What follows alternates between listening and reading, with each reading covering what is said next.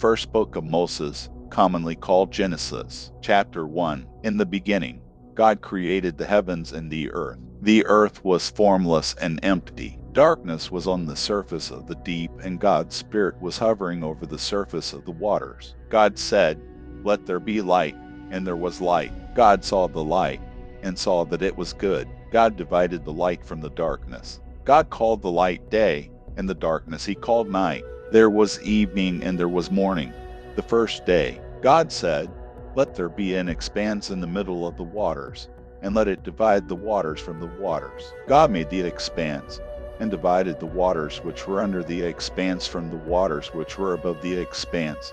And it was so. God called the expanse sky. There was evening and there was morning, a second day. God said, "Let the waters under the sky be gathered together to one place, and let the dry land appear." And it was so. God called the dry land earth, and the gathering together of the waters he called seas. God saw that it was good. God said, "Let the earth yield grass, herbs yielding seeds, and fruit trees bearing fruit after their kind, with their seeds in it, on the earth." And it was so. The earth yielded grass, herbs yielding seed after their kind, and trees bearing fruit, with their seeds in it, after their kind. And God saw that it was good. There was evening and there was morning, a third day. God said, "Let there be lights in the expanse of the sky to divide the day from the night, and let them be for signs to mark seasons, days, and years. And let them be for lights in the expanse of the sky to give light on the earth." And it was so. God made the two great lights, the greater light to rule the day, and the lesser light to rule the night. He also made the stars. God set them in the expanse of the sky to give light to the earth, and to rule over the day and over the night, and to divide the light from the darkness. God saw that it was good. There was evening and there was morning, a fourth day. God said, "Let the waters abound with living creatures, and let birds fly above the earth in the open expanse of the sky." God created the large sea creatures and every living creature that moves, with which the waters swarm, after their kind, and every winged bird after its kind. God saw that it was good. God blessed them, saying, "Be fruitful, and multiply, and fill the waters and the seas, and let birds multiply on the earth." There was evening and there was morning, a fifth day. God said, "Let the earth produce living creatures after their kind, livestock, creeping things, and animals of the earth after their kind." And it was so. God made the animals of the earth after their kind, and the livestock after their kind, and everything that creeps on the ground after its kind. God saw that it was good. God said, "Let's make man in our image, after our likeness. Let them have dominion over the fish of the sea, and over the birds of the sky, and over the livestock, and over all the earth, and over every creeping thing that creeps on the earth." God created man in his own image. In God's image he created him. Male and female he created them. God blessed them. God said to them, "Be fruitful, multiply, fill the earth, and subdue it. Have dominion over the fish of the sea, over the birds of the sky, and over every living thing that moves on the earth." God said, "Behold, I have given you every herb yielding seed, which is on the surface of all the earth, and every tree, which bears fruit yielding seed. It will be your food. To every animal of the earth, and to every bird of the sky, and to everything that creeps on the earth, in which there is life, I have given every green herb for food."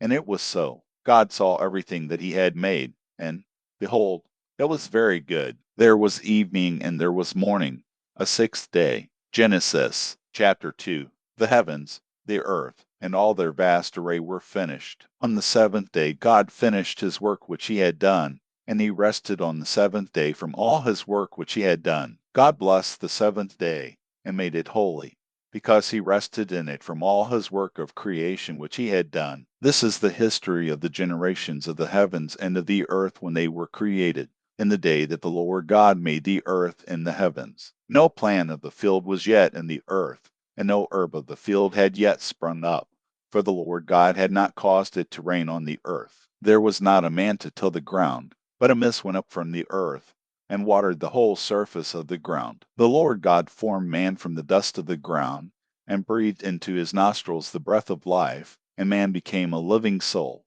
The Lord God planted a garden eastward in Eden, and there he put the man whom he had formed. Out of the ground the Lord God made every tree to grow that is pleasant to the sight and good for food, including the tree of life in the middle of the garden and the tree of the knowledge of good and evil. A river went out of Eden to water the garden, and from there it was parted and became the source of 4 rivers. The name of the first is Pishon. It flows through the whole land of Havilah, where there is gold, and the gold of that land is good. Bdellium and onyx stone are also there. The name of the second river is Jehon. It is the same river that flows through the whole land of Cush. The name of the third river is Hiddekel. This is the one which flows in front of Assyria. The fourth river is the Euphrates. The Lord God took the man and put him into the garden of Eden to cultivate and keep it. The Lord God commanded the man, saying, You may freely eat of every tree of the garden, but you shall not eat of the tree of the knowledge of good and evil, for in the day that you eat of it, you will surely die. The Lord God said, It is not good for the man to be alone. I will make him a helper comparable to him. Out of the ground the Lord God formed every animal of the field and every bird of the sky, and brought them to the man to see what he would call them. Whatever the man called every living creature became its name. The man gave names to all livestock, and to the birds of the sky, and to every animal of the field. But for man there was not found a helper comparable to him. The Lord God caused the man to fall into a deep sleep. As the man slept, he took one of his ribs, and closed up the flesh in its place. The Lord God made a woman from the rib which he had taken from the man, and brought her to the man. The man said, This is now bone of my bones, and flesh of my flesh. She will be called woman, because she was taken out of man. Therefore a man will leave his father and his mother, and will join with his wife, and they will be one flesh. The man and his wife were both naked, and they were not ashamed. Genesis chapter 3. Now the serpent was more subtle than any animal of the field which the Lord God had made. He said to the woman, As God really said, You shall not eat of any tree of the garden. The woman said to the serpent, We may eat fruit from the trees of the garden, but not the fruit of the tree which is in the middle of the garden. God has said, You shall not eat of it. You shall not touch it, lest you die. The serpent said to the woman, You won't really die, for God knows that in the day you eat it, your eyes will be open, and you will be like God, knowing good and evil. When the woman saw that the tree was good for food, and that it was a delight to the eyes, and that the tree was to be desired to make one wise, she took some of its fruit, and ate. Then she gave some to her husband with her, and he ate it too. Their eyes were opened, and they both knew that they were naked. They sewed fig leaves together, and made coverings for themselves. They heard the Lord God's voice walking in the garden in the cool of the day. And the man and his wife hid themselves from the presence of the Lord God among the trees of the garden. The Lord God called to the man and said to him, Where are you? The man said, I heard your voice in the garden, and I was afraid, because I was naked, so I hid myself. God said, Who told you that you were naked? Have you eaten from the tree that I commanded you not to eat from? The man said, The woman whom you gave to be with me, she gave me fruit from the tree, and I ate it. The Lord God said to the woman, What have you done? The woman said, The serpent deceived me, and I ate. The Lord God said to the serpent, Because you have done this, you are cursed above all livestock, and above every animal of the field. You shall go on your belly, and you shall eat dust all the days of your life. I will put hostility between you and the woman, and between your offspring and her offspring. He will bruise your head, and you will bruise his heel. To the woman he said, I will greatly multiply your pain in childbirth. You will bear children in pain. Your desire will be for your husband, and he will rule over you. To Adam he said, Because you have listened to your wife's voice, and have eaten from the tree, about which I commanded you, saying, You shall not eat of it.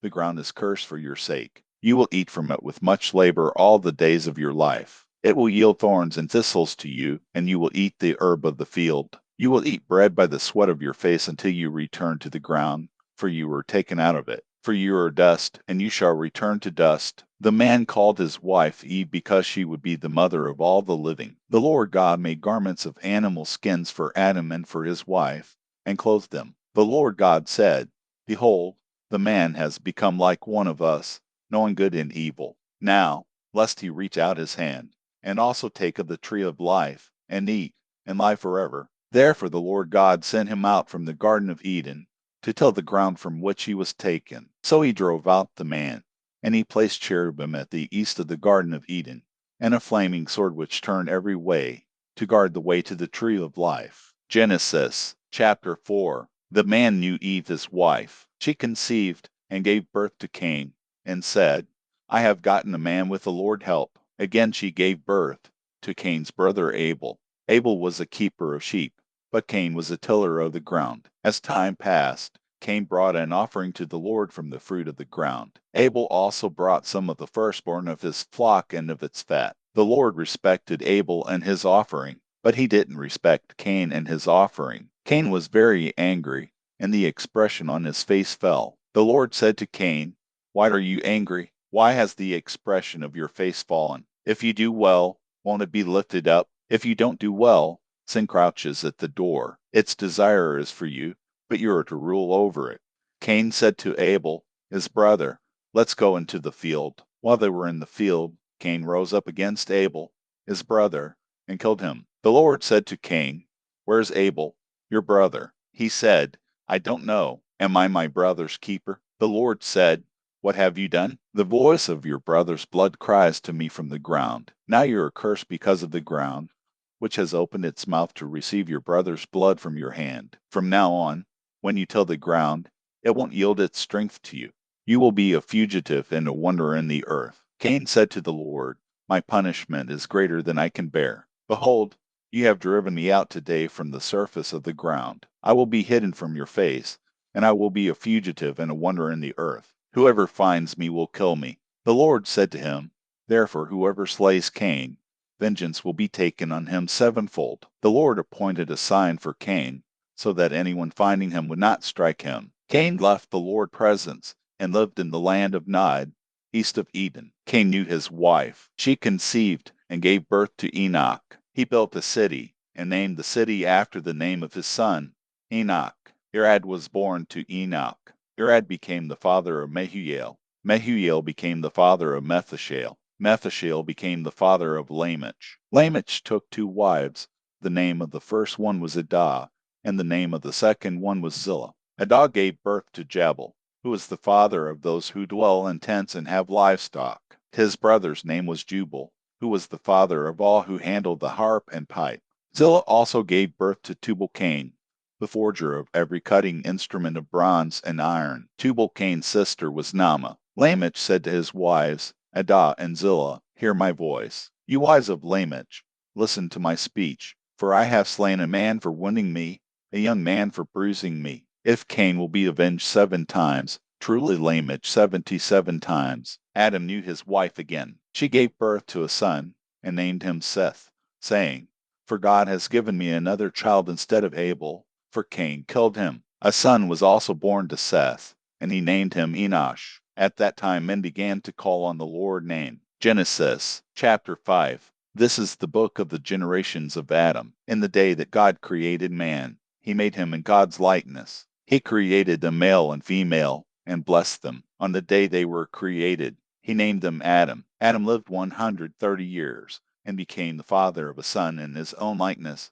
after his image, and named him Seth. The days of Adam after he became the father of Seth were 800 years, and he became the father of other sons and daughters. All the days that Adam lived were 930 years. Then he died. Seth lived 105 years, then became the father of Enosh. Seth lived after he became the father of Enosh 807 years, and became the father of other sons and daughters. All of the days of Seth were 912 years. Then he died. Enosh lived 90 years, and became the father of Kenan. Enosh lived after he became the father of Kenan 815 years, and became the father of other sons and daughters. All of the days of Enosh were 905 years. Then he died. Kenan lived 70 years, then became the father of Mahalalel. Kenan lived after he became the father of Mahalalel 840 years, and became the father of other sons and daughters. And all of the days of Kenan were 910 years.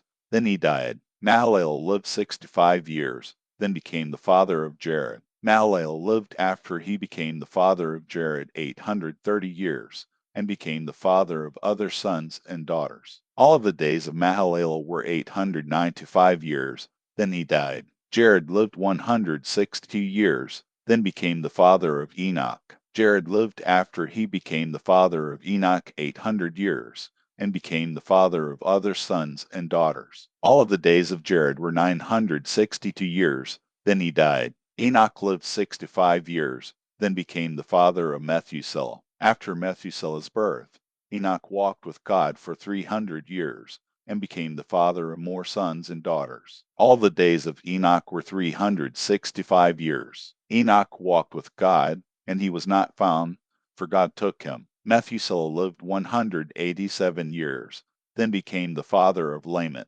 Methuselah lived after he became the father of Lamech 782 years, and became the father of other sons and daughters. All the days of Methuselah were 969 years, then he died. Lamech lived 182 years, then became the father of a son. He named him Noah, saying, "This one will comfort us in our work and in the toil of our hands, caused by the ground which the Lord has cursed." Lamech lived after he became the father of Noah 595 years, and became the father of other sons and daughters. All the days of Lamech were 777 years, then he died. Noah was 500 years old, then Noah became the father of Shem, Ham, and Japheth. Genesis chapter 6. When men began to multiply on the surface of the ground, and daughters were born to them, God's sons saw that men's daughters were beautiful, and they took any that they wanted for themselves as wives. The Lord said, "My spirit will not strive with man forever,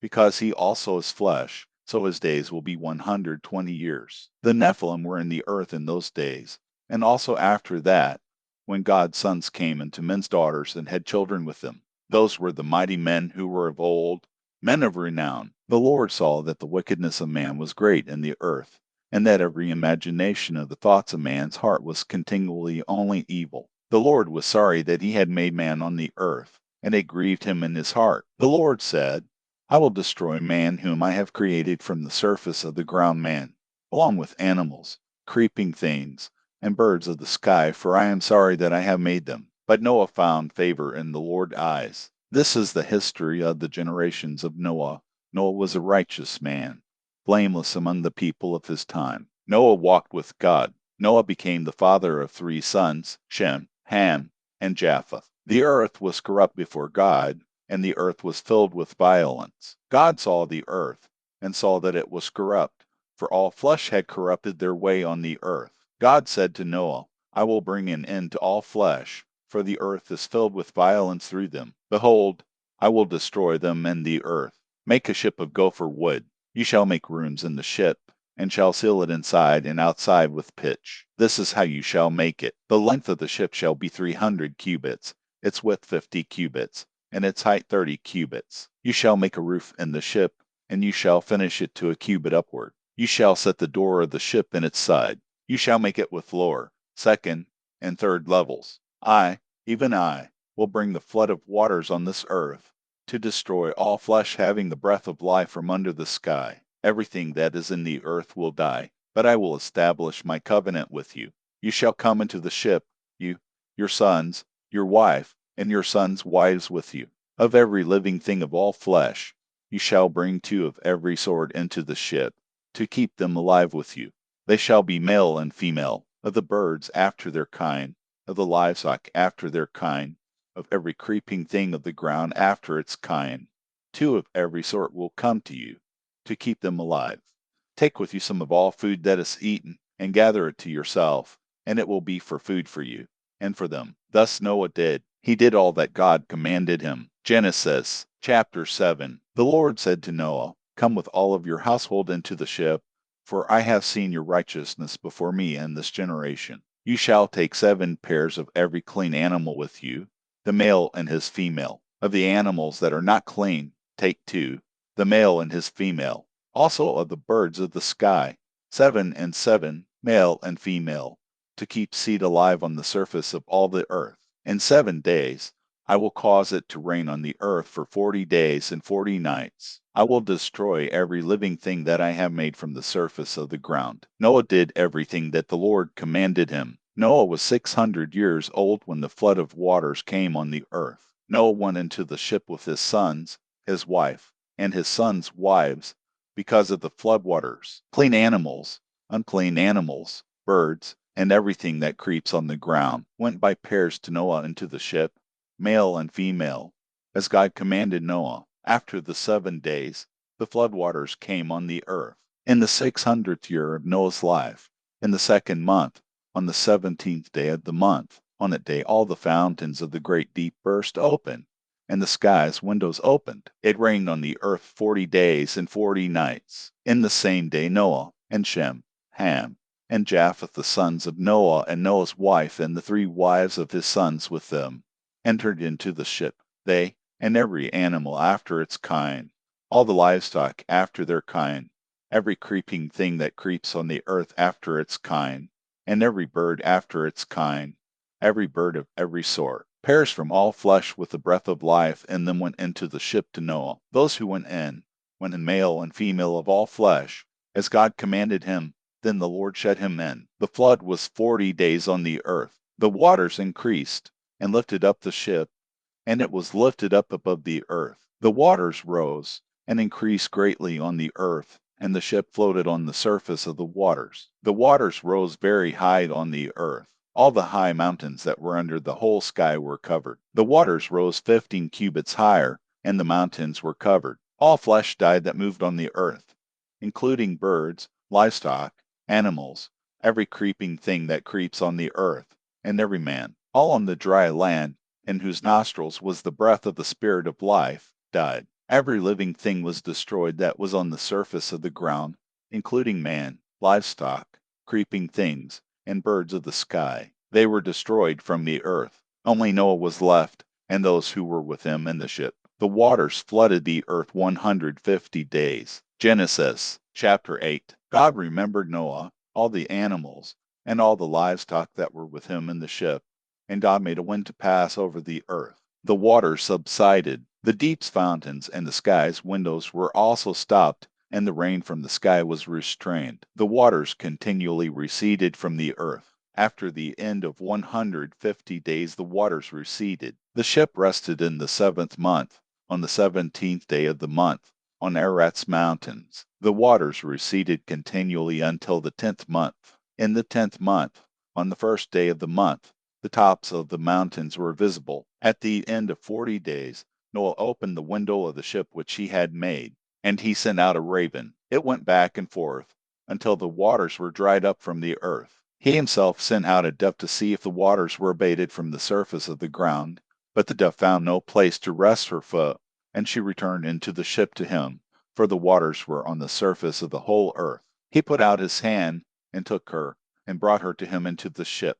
He waited yet another 7 days, and again he sent the dove out of the ship. The dove came back to him at evening, and, behold, in her mouth was a freshly plucked olive leaf. So Noah knew that the waters were abated from the earth. He waited yet another 7 days, and sent out the dove, and she didn't return to him any more. In the 601st year, in the 1st month, the 1st day of the month, the waters were dried up from the earth. Noah removed the covering of the ship, and looked. He saw that the surface of the ground was dry. In the 2nd month, on the 27th day of the month, the earth was dry. God spoke to Noah, saying, Go out of the ship, you, your wife, your sons, and your sons' wives with you. Bring out with you every living thing that is with you of all flesh, including birds, livestock, and every creeping thing that creeps on the earth, that they may breed abundantly in the earth, and be fruitful, and multiply on the earth. Noah went out with his sons, his wife, and his sons' wives with him. Every animal, every creeping thing, and every bird, whatever moves on the earth, after their families, went out of the ship. Noah built an altar to the Lord, and took of every clean animal, and of every clean bird, and offered burnt offerings on the altar. The Lord smelled the pleasant aroma. The Lord said in his heart, I will not again curse the ground any more for man's sake, because the imagination of man's heart is evil from his youth. I will never again strike every living thing, as I have done.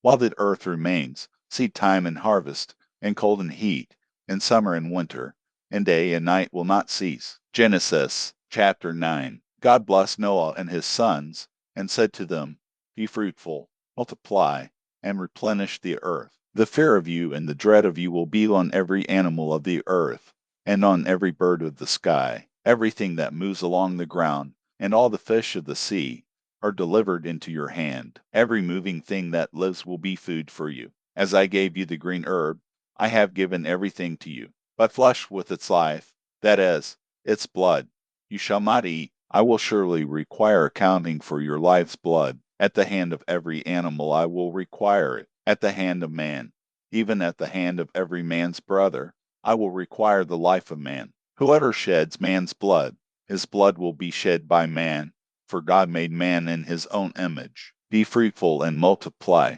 Increase abundantly in the earth, and multiply in it. God spoke to Noah and to his sons with him, saying, As for me, behold, I establish my covenant with you, and with your offspring after you, and with every living creature that is with you, the birds, the livestock, and every animal of the earth with you, of all that go out of the ship, even every animal of the earth. I will establish my covenant with you. All flesh will not be cut off any more by the waters of the flood. There will never again be a flood to destroy the earth. God said, This is the token of the covenant which I make between me and you and every living creature that is with you, for perpetual generations. I set my rainbow in the cloud, and it will be a sign of a covenant between me and the earth. When I bring a cloud over the earth, that the rainbow will be seen in the cloud. I will remember my covenant, which is between me and you and every living creature of all flesh, and the waters will no more become a flood to destroy all flesh. The rainbow will be in the cloud. I will look at it, that I may remember the everlasting covenant between God and every living creature of all flesh that is on the earth. God said to Noah, This is the token of the covenant which I have established between me and all flesh that is on the earth. The sons of Noah who went out from the ship were Shem, Ham, and Japheth. Ham is the father of Canaan. These three were the sons of Noah, and from these the whole earth was populated. Noah began to be a farmer, and planted a vineyard. He drank of the wine and got drunk. He was uncovered within his tent. Ham, the father of Canaan, saw the nakedness of his father, and told his two brothers outside. Shem and Japheth took a garment, and laid it on both their shoulders, went in backwards, and covered the nakedness of their father. Their faces were backwards, and they didn't see their father's nakedness. Noah woke from his wine, and knew what his youngest son had done to him. He said, Canaan is cursed. He will be a servant of servants to his brothers. He said, Blessed be the Lord, the God of Shem. Let Canaan be his servant. May God enlarge Japheth. Let him dwell in the tents of Shem. Let Canaan be his servant. Noah lived 350 years after the flood. All the days of Noah were 950 years, and then he died. Genesis chapter 10. Now this is the history of the generations of the sons of Noah and of Shem, Ham, and Japheth. Sons were born to them after the flood. The sons of Japheth were Gomer, Magog, Madai, Javan, Tubal, Meshech, and Tiras. The sons of Gomer were Ashkenaz, Riphath, and Togarmah. The sons of Javan were Elisha, Tarshish, Kittim, and Dodanim. Of these were the islands of the nations divided in their lands, every one after his language, after their families, in their nations. The sons of Ham were Cush, Mizraim, Put, and Canaan. The sons of Cush were Seba, Havilah, Sabta, Rama, and Sabteka. The sons of Rama were Sheba and Dedan. Cush became the father of Nimrod. He began to be a mighty one in the earth. He was a mighty hunter before the Lord. Therefore it is said, like Nimrod, a mighty hunter before the Lord. The beginning of his kingdom was Babel, Erech, Akkad, and Calneh, in the land of Shinar. Out of that land he went into Assyria, and built Nineveh, Rehoboth Cal, and Rezin between Nineveh and the great city Cal. Mizraim became the father of Ludin, Anamim, Lahabim, Naphtuhim, Pathrusim, Casluhim, which the Philistines descended from, and Caphtorim. Canaan became the father of Sidon his firstborn, Heth, the Jebusites, the Amorites, the Girgashites, the Hivites, the Archites, the Sinites, the Arvadites, the Zemarites, and the Hamathites. Afterward the families of the Canaanites were spread abroad. The border of the Canaanites was from Sidon as you go toward Gerar to Gaza as you go toward Sodom, Gomorrah, Emah, and Zeboim to Lasha. These are the sons of Ham, after their families, according to their languages, in their lands and their nations. Children were also born to Shem, the elder brother of Japheth, the father of all the children of Eber. The sons of Shem were Elam, Asher, Arpachshad, Lud, and Aram. The sons of Aram were Uz, Hul, Gether, and Nash. Arpachshad became the father of Shelah. Shelah became the father of Eber. To Eber were born two sons. The name of the one was Peleg, for in his days the earth was divided. His brother's name was Jachin. Jachin became the father of Almedet, Sheleph, Hazarmaveth, Jerah, Hadran, Uzal, Diklah, Obal, Abimael, Sheta, Ophir, Havilah, and Jobab. All these were the sons of Jachin. Their dwelling extended from Mesha as you go toward Saphar, the mountain of the east. These are the sons of Shem, by their families, according to their languages, lands, and nations. These are the families of the sons of Noah, by their generations, according to their nations. The nations divided from these in the earth after the flood. Genesis chapter 11. The whole earth was of one language and of one speech. As they traveled east, they found a plain in the land of Shinar, and they lived there. They said to one another, Come, let's make bricks, and burn them thoroughly. They had brick for stone, and they used tar for mortar. They said, Come, let's build ourselves a city, and a tower whose top reaches to the sky, and let's make a name for ourselves, lest we be scattered abroad on the surface of the whole earth. The Lord came down to see the city and the tower, which the children of men built. The Lord said, Behold, they are one people, and they all have one language, and this is what they begin to do. Now nothing will be withheld from them, which they intend to do. Come, let's go down, and there confuse their language, that they may not understand one another's speech. So the Lord scattered them abroad from there on the surface of all the earth. They stopped building the city. Therefore its name was called Babel, because there the Lord confused the language of all the earth. From there, the Lord scattered them abroad on the surface of all the earth. This is the history of the generations of Shem. Shem was 100 years old when he became the father of Arpachshad 2 years after the flood. Shem lived 500 years after he became the father of Arpachshad, and became the father of more sons and daughters. Arpachshad lived 35 years and became the father of Shelah. Arpachshad lived 403 years after he became the father of Shelah, and became the father of more sons and daughters. Shelah lived 30 years, and became the father of Eber. Shelah lived 403 years after he became the father of Eber, and became the father of more sons and daughters. Eber lived 34 years, and became the father of Peleg. Eber lived 430 years after he became the father of Peleg, and became the father of more sons and daughters. Peleg lived 30 years, and became the father of Reu. Peleg lived 209 years after he became the father of Reu, and became the father of more sons and daughters. Reu lived 32 years, and became the father of Serug. Reu lived 207 years after he became the father of Serug, and became the father of more sons and daughters. Serug lived 30 years, and became the father of Nahor. Serug lived 200 years after he became the father of Nahor, and became the father of more sons and daughters. Nahor lived 29 years, and became the father of Terah. Nahor lived 119 years after he became the father of Terah, and became the father of more sons and daughters. Terah lived 70 years, and became the father of Abram, Nahor, and Haran. Now this is the history of the generations of Terah. Terah became the father of Abram, Nahor, and Haran. Haran became the father of Lot. Haran died in the land of his birth, in Ur of the Chaldees, while his father Terah was still alive. Abram and Nahor married wives. The name of Abram's wife was Sarai, and the name of Nahor's wife was Milcah, the daughter of Haran, who was also the father of Iscah. Sarai was barren. She had no child. Terah took Abram his son, Lot the son of Haran, his son's son, and Sarai his daughter-in-law, his son Abram's wife. They went from Ur of the Chaldees to go into the land of Canaan. They came to Haran and lived there. The days of Terah were 205 years. Terah died in Haran. Genesis chapter 12. Now the Lord said to Abram,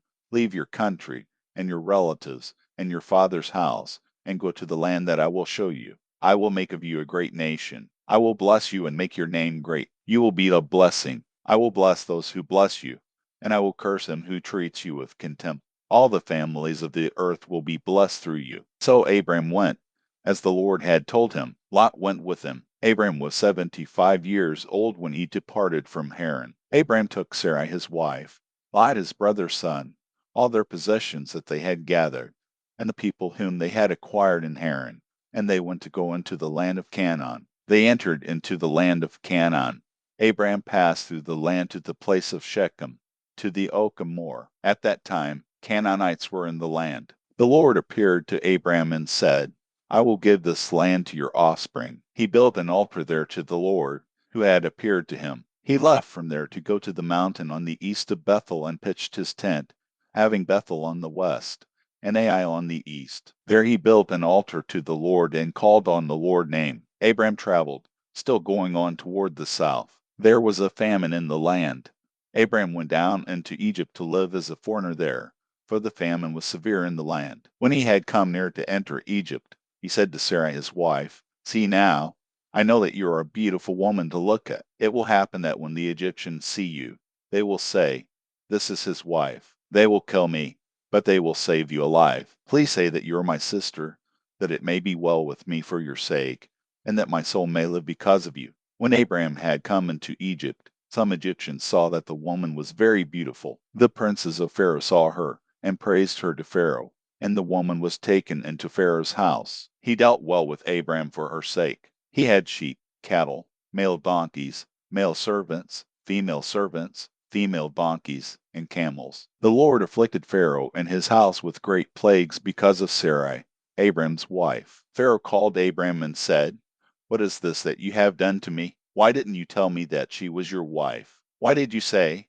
She is my sister, so that I took her to be my wife? Now therefore, see your wife, take her, and go your way. Pharaoh commanded men concerning him, and they escorted him away with his wife and all that he had. Genesis chapter 13. Abram went up out of Egypt, he, his wife, all that he had, and Lot with him into the south. Abram was very rich in livestock, in silver, and in gold. He went on his journeys from the south as far as Bethel, to the place where his tent had been at the beginning, between Bethel and Ai, to the place of the altar, which he had made there at the first. There Abram called on the Lord's name. Lot also, who went with Abram, had flocks, herds, and tents. The land was not able to bear them, that they might live together, for their possessions were so great that they couldn't live together. There was strife between the herdsmen of Abram's livestock and the herdsmen of Lot's livestock. The Canaanites and the Perizzites lived in the land at that time. Abram said to Lot, Please, let there be no strife between you and me, and between your herdsmen and my herdsmen, for we are relatives. Isn't the whole land before you? Please separate yourself from me. If you go to the left hand, then I will go to the right, or if you go to the right hand, then I will go to the left. Lot lifted up his eyes, and saw all the plain of the Jordan, that it was well watered everywhere, before the Lord destroyed Sodom and Gomorrah, like the garden of the Lord, like the land of Egypt, as you go to Zoar. So Lot chose the plain of the Jordan for himself. Lot traveled east, and they separated themselves from one another. Abram lived in the land of Canaan, and Lot lived in the cities of the plain, and moved his tent as far as Sodom. Now the men of Sodom were exceedingly wicked and sinners against the Lord. The Lord said to Abram, after Lot was separated from him, Now lift up your eyes, and look from the place where you are, northward and southward and eastward and westward. For I will give all the land which you see to you and to your offspring forever. I will make your offspring as the dust of the earth, so that if a man can count the dust of the earth, then your offspring may also be counted. Arise, walk through the land in its length and in its width, for I will give it to you. Abram moved his tent, and came and lived by the oaks of Mamre, which are in Hebron, and built an altar there to the Lord. Genesis chapter 14. In the days of Amraphel, king of Shinar, Arioch, king of Elasar, Chedorlaomer, king of Elan, and Tibal, king of Goyim, they made war with Barak, king of Sodom, Bersha, king of Gomer, Shinnet, king of Admah, Shemeber, king of Zeboim, and the king of Bela, also called Zor. All these joined together in the valley of Siddim, also called the Salt Sea. They served Chedorlaomer for 12 years. and in the 13th year they rebelled. In the 14th year Chedorlaomer and the kings who were with him came and struck the Rephaim and Asheroth Karnaim, the Zuzim and Ham, the Emim and Shaveh Kiriathaim, and the Horites in their Mount Seir, to El Paran, which is by the wilderness. They returned, and came to Enmispat, also called Kadesh, and struck all the country of the Amalekites, and also the Amorites,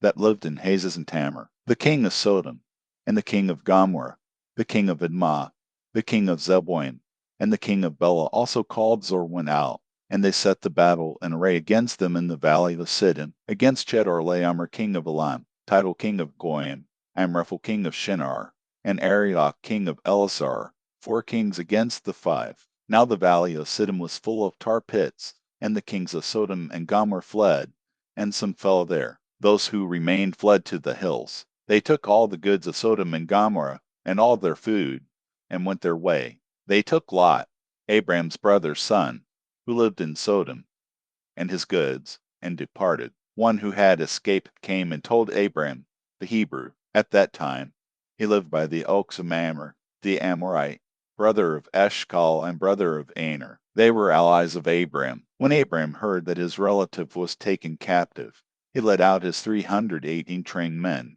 born in his house, and pursued as far as Dan. He divided himself against them by night, he and his servants, and struck them, and pursued them to Hobah, which is on the left hand of Damascus. He brought back all the goods, and also brought back his relative Lot and his goods, and the women also, and the other people. The king of Sodom went out to meet him after his return from the slaughter of Chedorlaomer and the kings who were with him, at the valley of Shaveh, that is, the king's valley. Melchizedek king of Salem brought out bread and wine. He was priest of God Most High. He blessed him, and said, Blessed be Abram of God Most High, possessor of heaven and earth. Blessed be God Most High, who has delivered your enemies into your hand. Abram gave him 1/10 of all. The king of Sodom said to Abram, Give me the people, and take the goods for yourself. Abram said to the king of Sodom, I have lifted up my hand to the Lord, God Most High, possessor of heaven and earth,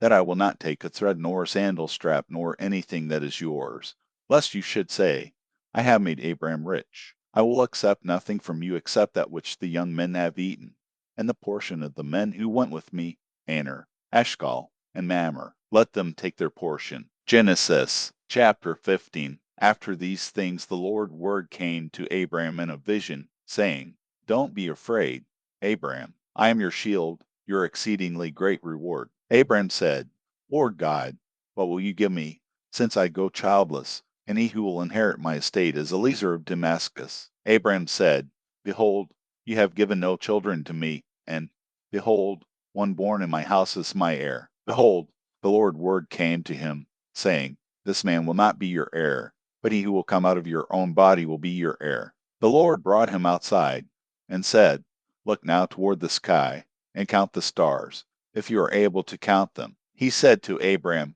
So your offspring will be. He believed in the Lord, who credited it to him for righteousness. He said to Abram, I am the Lord who brought you out of Ur the Chaldees, to give you this land to inherit it. He said, Lord God, how will I know that I will inherit it? He said to him, Bring me a heifer 3 years old, a female goat 3 years old, a ram 3 years old, a turtle dove, and a young pigeon. He brought him all these, and divided them in the middle, and laid each half opposite the other. But he didn't divide the birds. The birds of prey came down on the carcasses, and Abram drove them away. When the sun was going down, a deep sleep fell on Abram. Now terror and great darkness fell on him. He said to Abram, Know for sure that your offspring will live as foreigners in a land that is not theirs, and will serve them. They will afflict them 400 years. I will also judge that nation, whom they will serve. Afterward they will come out with great wealth. But you will go to your fathers in peace. You will be buried at a good old age. In the 4th generation they will come here again, for the iniquity of the Amorite is not yet full. It came to pass that, when the sun went down, and it was dark, behold, a smoking furnace and a flaming torch passed between these pieces. In that day the Lord made a covenant with Abram, saying, I have given this land to your offspring, from the river of Egypt to the great river, the river Euphrates, the land of the Kenites, the Kenizzites, the Cadmonites, the Hittites, the Perizzites, the Rephaim, the Amorites, the Canaanites, the Girgashites, and the Jebusites. Genesis chapter 16. Now Sarai, Abram's wife, bore him no children. She had a servant, an Egyptian, whose name was Hagar. Sarai said to Abram, See now, the Lord has restrained me from bearing. Please go in to my servant. It may be that I will obtain children by her. Abram listened to the voice of Sarai. Sarai, Abram's wife, took Hagar the Egyptian, her servant, after Abram had lived 10 years in the land of Canaan, and gave her to Abram her husband to be his wife. He went into Hagar, and she conceived. When she saw that she had conceived, her mistress was despised in her eyes. Sarai said to Abram, This wrong is your fault. I gave my servant into your bosom, and when she saw that she had conceived, she despised me. May the Lord judge between me and you. But Abram said to Sarai, Behold, your mate is in your hand. Do to her whatever is good in your eyes. Sarai dealt harshly with her, and she fled from her face. The Lord angel found her by a fountain of water in the wilderness, by the fountain on the way to Shur. He said, Hagar, Sarai's servant, where did you come from? Where are you going? She said, I am fleeing from the face of my mistress Sarai. The Lord angel said to her, Return to your mistress, and submit yourself under her hands. The Lord angel said to her, I will greatly multiply your offspring, that they will not be counted for multitude.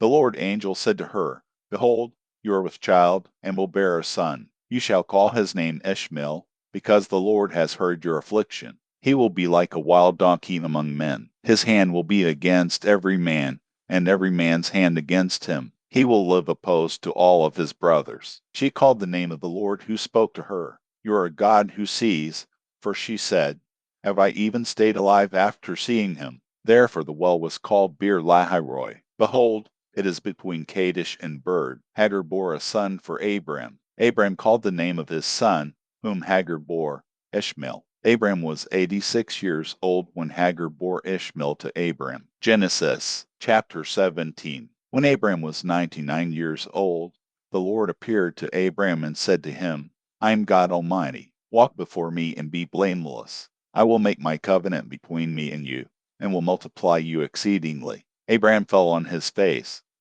God talked with him, saying, As for me, behold, my covenant is with you.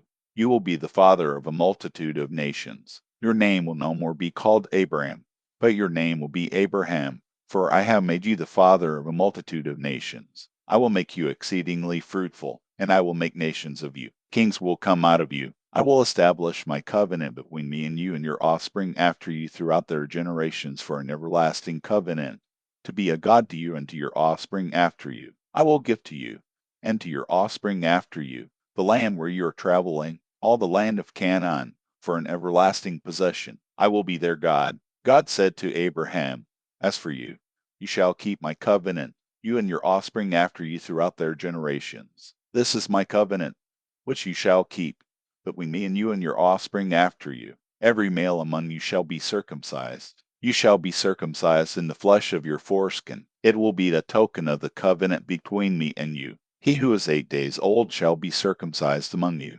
Every male throughout your generations, he who is born in the house, or bought with money from any foreigner who is not of your offspring. He who is born in your house, and he who is bought with your money, must be circumcised. My covenant shall be in your flesh for an everlasting covenant. The uncircumcised male who is not circumcised in the flesh of his foreskin, that soul shall be cut off from his people. He has broken my covenant. God said to Abraham, As for Sarai your wife, you shall not call her name Sarai, but her name shall be Sarah. I will bless her, and moreover I will give you a son by her. Yes, I will bless her, and she will be a mother of nations. Kings of peoples will come from her. Then Abraham fell on his face, and laughed, and said in his heart, Will a child be born to him who is 100 years old? Will Sarah, who is 90 years old, give birth?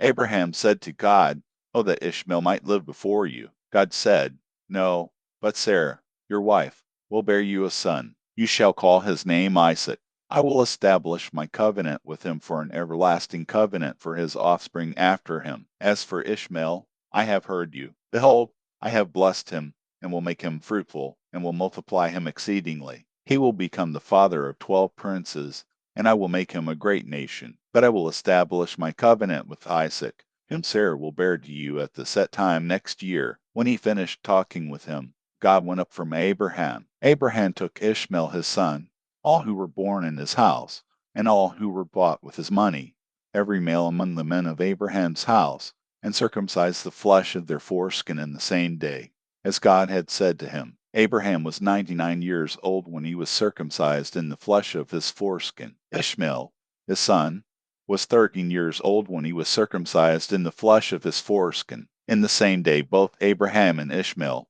his son, were circumcised. All the men of his house, those born in the house, and those bought with money from a foreigner, were circumcised with him. Genesis chapter 18.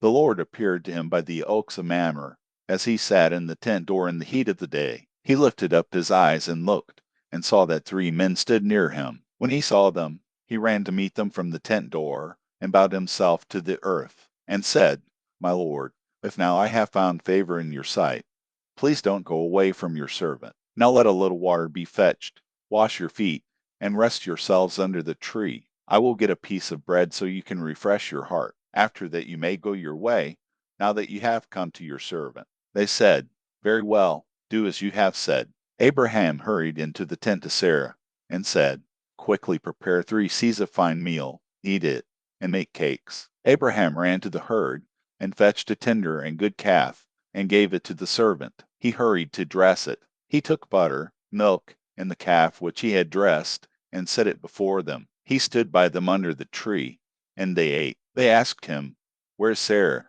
your wife?" He said, "There, in the tent." He said, "I will certainly return to you at about this time next year, and behold, Sarah your wife will have a son." Sarah heard in the tent door, which was behind him. Now Abraham and Sarah were old, well advanced in age. Sarah had passed the age of childbearing. Sarah laughed within herself, saying, "After I have grown old will I have pleasure, my Lord being old also." The Lord said to Abraham, "Why did Sarah laugh, saying, Will I really bear a child when I am old? Is anything too hard for the Lord? At the set time I will return to you, when the season comes around, and Sarah will have a son." Then Sarah denied it, saying, "I didn't laugh," for she was afraid. He said, "No, but you did laugh." The men rose up from there, and looked toward Sodom. Abraham went with them to see them on their way. The Lord said, "Will I hide from Abraham what I do? Since Abraham will surely become a great and mighty nation, and all the nations of the earth will be blessed in him. For I have known him, to the end that he may command his children and his household after him, that they may keep the way of the Lord, to do righteousness and justice, to the end that the Lord may bring on Abraham that which he has spoken of him." The Lord said, "Because the cry of Sodom and Gomorrah is great, and because their sin is very grievous, I will go down now, and see whether their deeds are as bad as the reports which have come to me. If not, I will know." The men turned from there, and went toward Sodom, but Abraham stood yet before the Lord. Abraham came near, and said, "Will you consume the righteous with the wicked? What if there are 50 righteous within the city? Will you consume and not spare the place for the 50 righteous who are in it? May it be far from you to do things like that, to kill the righteous with the wicked, so that the righteous should be like the wicked. May that be far from you. Shouldn't the judge of all the earth do right?" The Lord said, "If I find in Sodom 50 righteous within the city, then I will spare the whole place for their sake." Abraham answered, "See now, I have taken it on myself to speak to the Lord, although I am dust and ashes. What if there will lack 5 of the 50 righteous? Will you destroy all the city for lack of 5? He said, "I will not destroy it if I find 45 there." He spoke to him yet again, and said, "What if there are 40 found there?" He said, "I will not do it for the 40's sake." He said, "Oh, don't let the Lord be angry, and I will speak. What if there are 30 found there?" He said, "I will not do it if I find 30 there." He said, "See now, I have taken it on myself to speak to the Lord. What if there are 20 found there?" He said, "I will not destroy it for the 20's sake."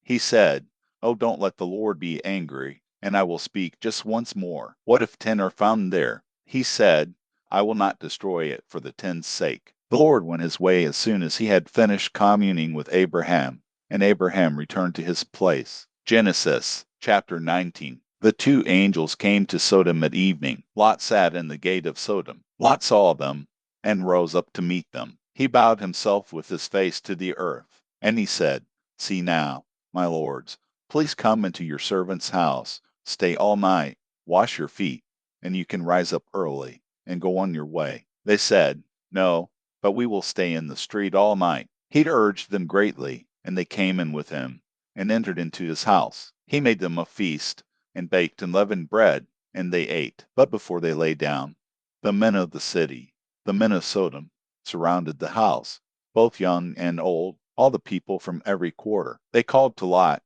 and said to him, Where are the men who came into you this night? Bring them out to us, that we may have sex with them. Lot went out to them through the door, and shut the door after himself. He said, Please, my brothers, don't act so wickedly. See now, I have two virgin daughters. Please let me bring them out to you, and you may do to them what seems good to you.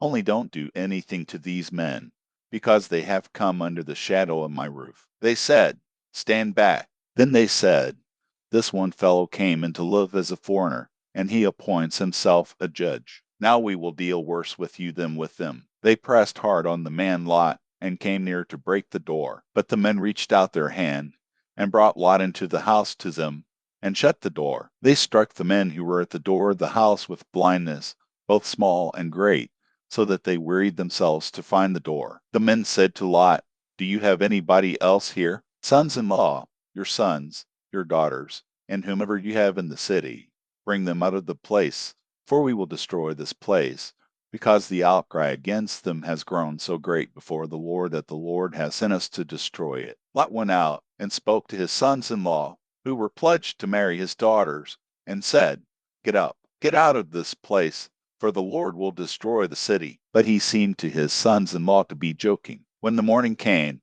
then the angels hurried Lot, saying, Get up, take your wife and your two daughters who are here, lest you be consumed in the iniquity of the city. But he lingered, and the men grabbed his hand, his wife's hand, and his two daughters' hands, the Lord being merciful to him, and they took him out, and set him outside of the city. It came to pass, when they had taken them out, that he said, Escape for your life. Don't look behind you, and don't stay anywhere in the plain. Escape to the mountains, lest you be consumed. Lot said to them, Oh, not so, my Lord. See now, your servant has found favor in your sight, and you have magnified your loving kindness, which you have shown to me in saving my life. I can't escape to the mountain, lest evil overtake me, and I die. See now, the city is near to flee to, and it is a little one.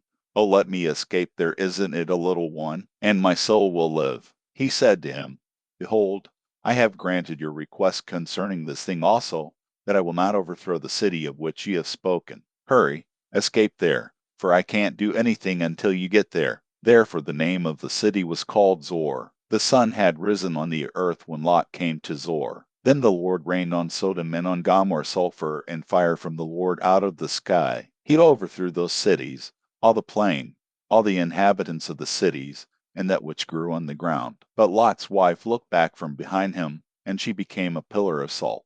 Abraham went up early in the morning to the place where he had stood before the Lord. He looked toward Sodom and Gomorrah, and toward all the land of the plain, and saw that the smoke of the land went up as the smoke of a furnace. When God destroyed the cities of the plain, God remembered Abraham, and sent Lot out of the middle of the overthrow, when he overthrew the cities in which Lot lived. Lot went up out of Zor, and lived in the mountain, and his two daughters with him, for he was afraid to live in Zor. He lived in a cave with his two daughters. The firstborn said to the younger, Our father is old, and there is not a man in the earth to come unto us in the way of all the earth. Come, let's make our father drink wine, and we will lie with him, that we may preserve our father's family line. They made their father drink wine that night, and the firstborn went in and lay with her father. He didn't know when she lay down, nor when she arose. It came to pass on the next day that the firstborn said to the younger,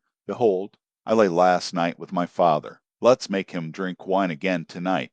You go in and lie with him, that we may preserve our father's family line. They made their father drink wine that night also. The younger went and lay with him. He didn't know when she lay down, nor when she got up. Thus both of Lot's daughters were with child by their father. The firstborn bore a son, and named him Moab. He is the father of the Moabites to this day. The younger also bore a son, and called his name Ben-Ammi. He is the father of the children of Ammon to this day. Genesis chapter 20. Abraham traveled from there toward the land of the south, and lived between Kadesh and Shur. He lived as a foreigner in Gerar. Abraham said about Sarah his wife, "She is my sister." Abimelech king of Gerar sent, and took Sarah. But God came to Abimelech in a dream of the night, and said to him, "Behold, you are a dead man, because of the woman whom ye have taken, for she is a man's wife." Now Abimelech had not come near her. He said, "Lord, will you kill even a righteous nation? Didn't he tell me, she is my sister?" Even she herself, said, "He is my brother." I have done this in the integrity of my heart and in the innocence of my hands. God said to him in the dream, "Yes, I know that in the integrity of your heart you have done this, and I also withheld you from sinning against me. Therefore I didn't allow you to touch her. Now therefore restore the man's wife, for he is a prophet, and he will pray for you, and you will live. If you don't restore her, know for sure that you will die, you and all who are yours." Abimelech rose early in the morning, and called all his servants, and told all these things in their ear. The men were very scared. Then Abimelech called Abraham, and said to him, "What have you done to us? How have I sinned against you, that you have brought on me and on my kingdom a great sin? You have done deeds to me that ought not to be done." Abimelech said to Abraham, "What did you see, that you have done this thing?" Abraham said, "Because I thought, surely the fear of God is not in this place. They will kill me for my wife's sake. Besides, she is indeed my sister, the daughter of my father, but not the daughter of my mother, and she became my wife. When God caused me to wander from my father's house, I said to her, 'This is your kindness which you shall show to me. Everywhere that we go, say of me, he is my brother.'" Abimelech took sheep and cattle, male servants and female servants, and gave them to Abraham, and restored Sarah, his wife, to him. Abimelech said, "Behold, my land is before you. Dwell where it pleases you." To Sarah he said, "Behold, I have given your brother 1,000 pieces of silver. Behold, it is for you a covering of the eyes to all that are with you. In front of all you are vindicated." Abraham prayed to God. So God healed Abimelech, his wife, and his female servants, and they bore children. For the Lord had closed up tight all the wombs of the house of Abimelech, because of Sarah, Abraham's wife. Genesis chapter 21. The Lord visited Sarah as he had said,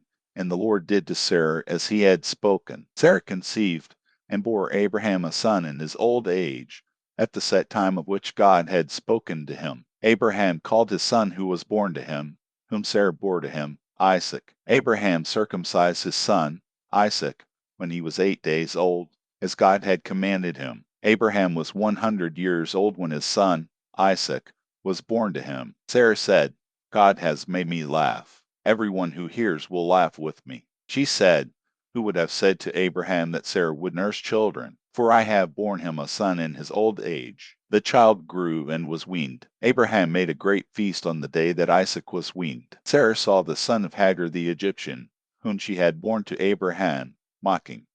Therefore she said to Abraham, "Cast out this servant and her son, for the son of this servant will not be heir with my son, Isaac." The thing was very grievous in Abraham's sight on account of his son. God said to Abraham, "Don't let it be grievous in your sight because of the boy, and because of your servant. In all that Sarah says to you, listen to her voice, for your offspring will be named through Isaac. I will also make a nation of the son of the servant, because he is your child." Abraham rose up early in the morning, and took bread in a container of water, and gave it to Hagar, putting it on her shoulder, and gave her the child, and sent her away. She departed, and wandered in the wilderness of Beersheba. The water in the container was spent, and she put the child under one of the shrubs. She went and sat down opposite him, a good way off, about a bow shot away, for she said, "Don't let me see the death of the child." She sat opposite him, and lifted up her voice, and wept. God heard the voice of the boy. The angel of God called to Hagar out of the sky,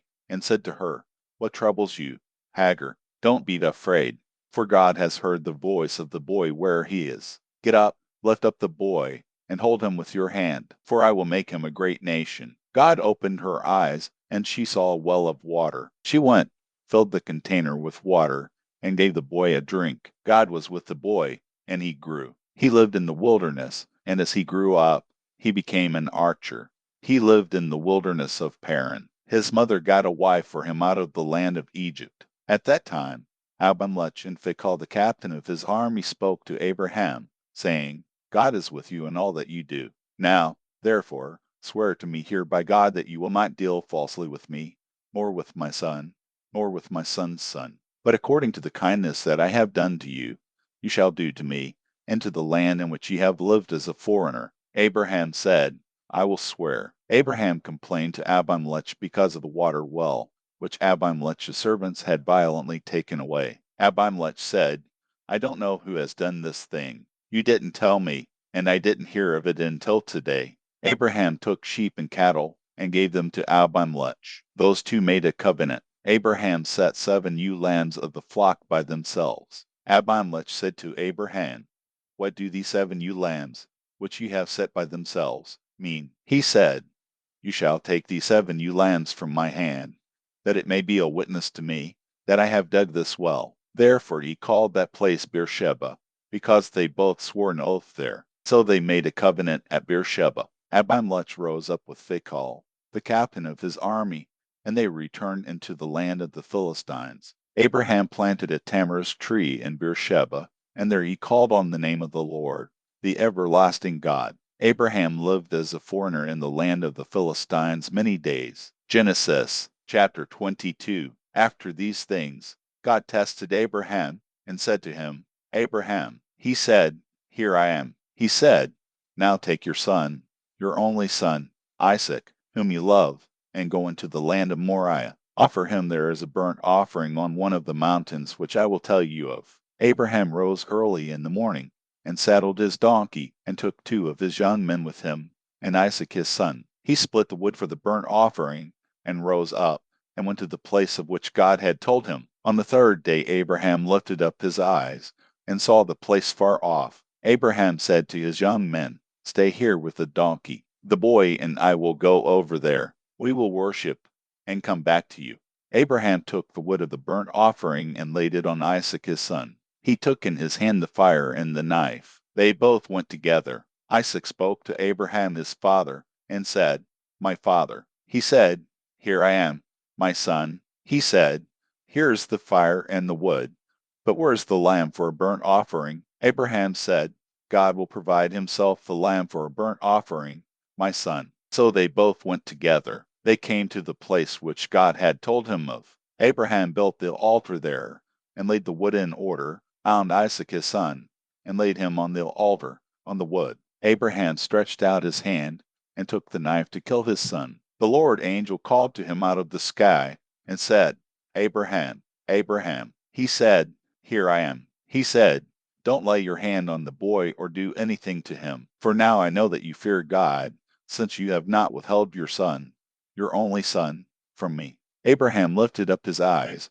and looked, and saw that behind him was a ram caught in the thicket by his horns. Abraham went and took the ram, and offered him up for a burnt offering instead of his son. Abraham called the name of that place The Lord Will Provide. As it is said to this day, On the Lord mountain, it will be provided. The Lord angel called to Abraham a second time out of the sky, and said, I have sworn by myself, says the Lord, because you have done this thing, and have not withheld your son, your only son, that I will bless you greatly, and I will multiply your offspring greatly like the stars of the heavens, and like the sand which is on the seashore. Your offspring will possess the gate of his enemies. All the nations of the earth will be blessed by your offspring, because you have obeyed my voice. So Abraham returned to his young men, and they rose up and went together to Beersheba. Abraham lived at Beersheba. After these things, Abraham was told, Behold, Milcah, she also has borne children to your brother Nahor,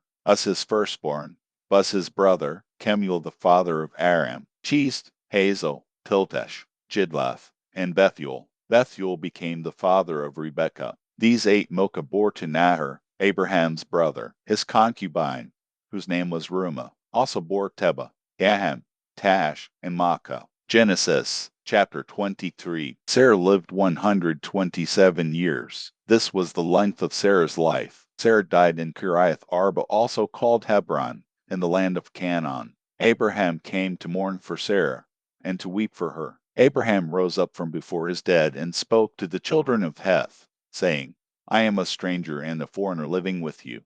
Give me a possession of a burying place with you, that I may bury my dead out of my sight. The children of Heth answered Abraham, saying to him, Hear us, my lord, you are a prince of God among us. Bury your dead in the best of our tombs. None of us will withhold from you his tomb. Bury your dead. Abraham rose up and bowed himself to the people of the land, to the children of Heth. He talked with them, saying, If you agree that I should bury my dead out of my sight, hear me, and entreat for me to Ephron the son of Zohar, that he may sell me the cave of Machpelah, which he has, which is in the end of his field. For the full price let him sell it to me among you as a possession for a burial place. Now Ephron was sitting in the middle of the children of Heth. Ephron the Hittite answered Abraham in the hearing of the children of Heth, even of all who went in at the gate of his city, saying, No, my lord, hear me. I give you the field, and I give you the cave that is in it. In the presence of the children of my people I give it to you.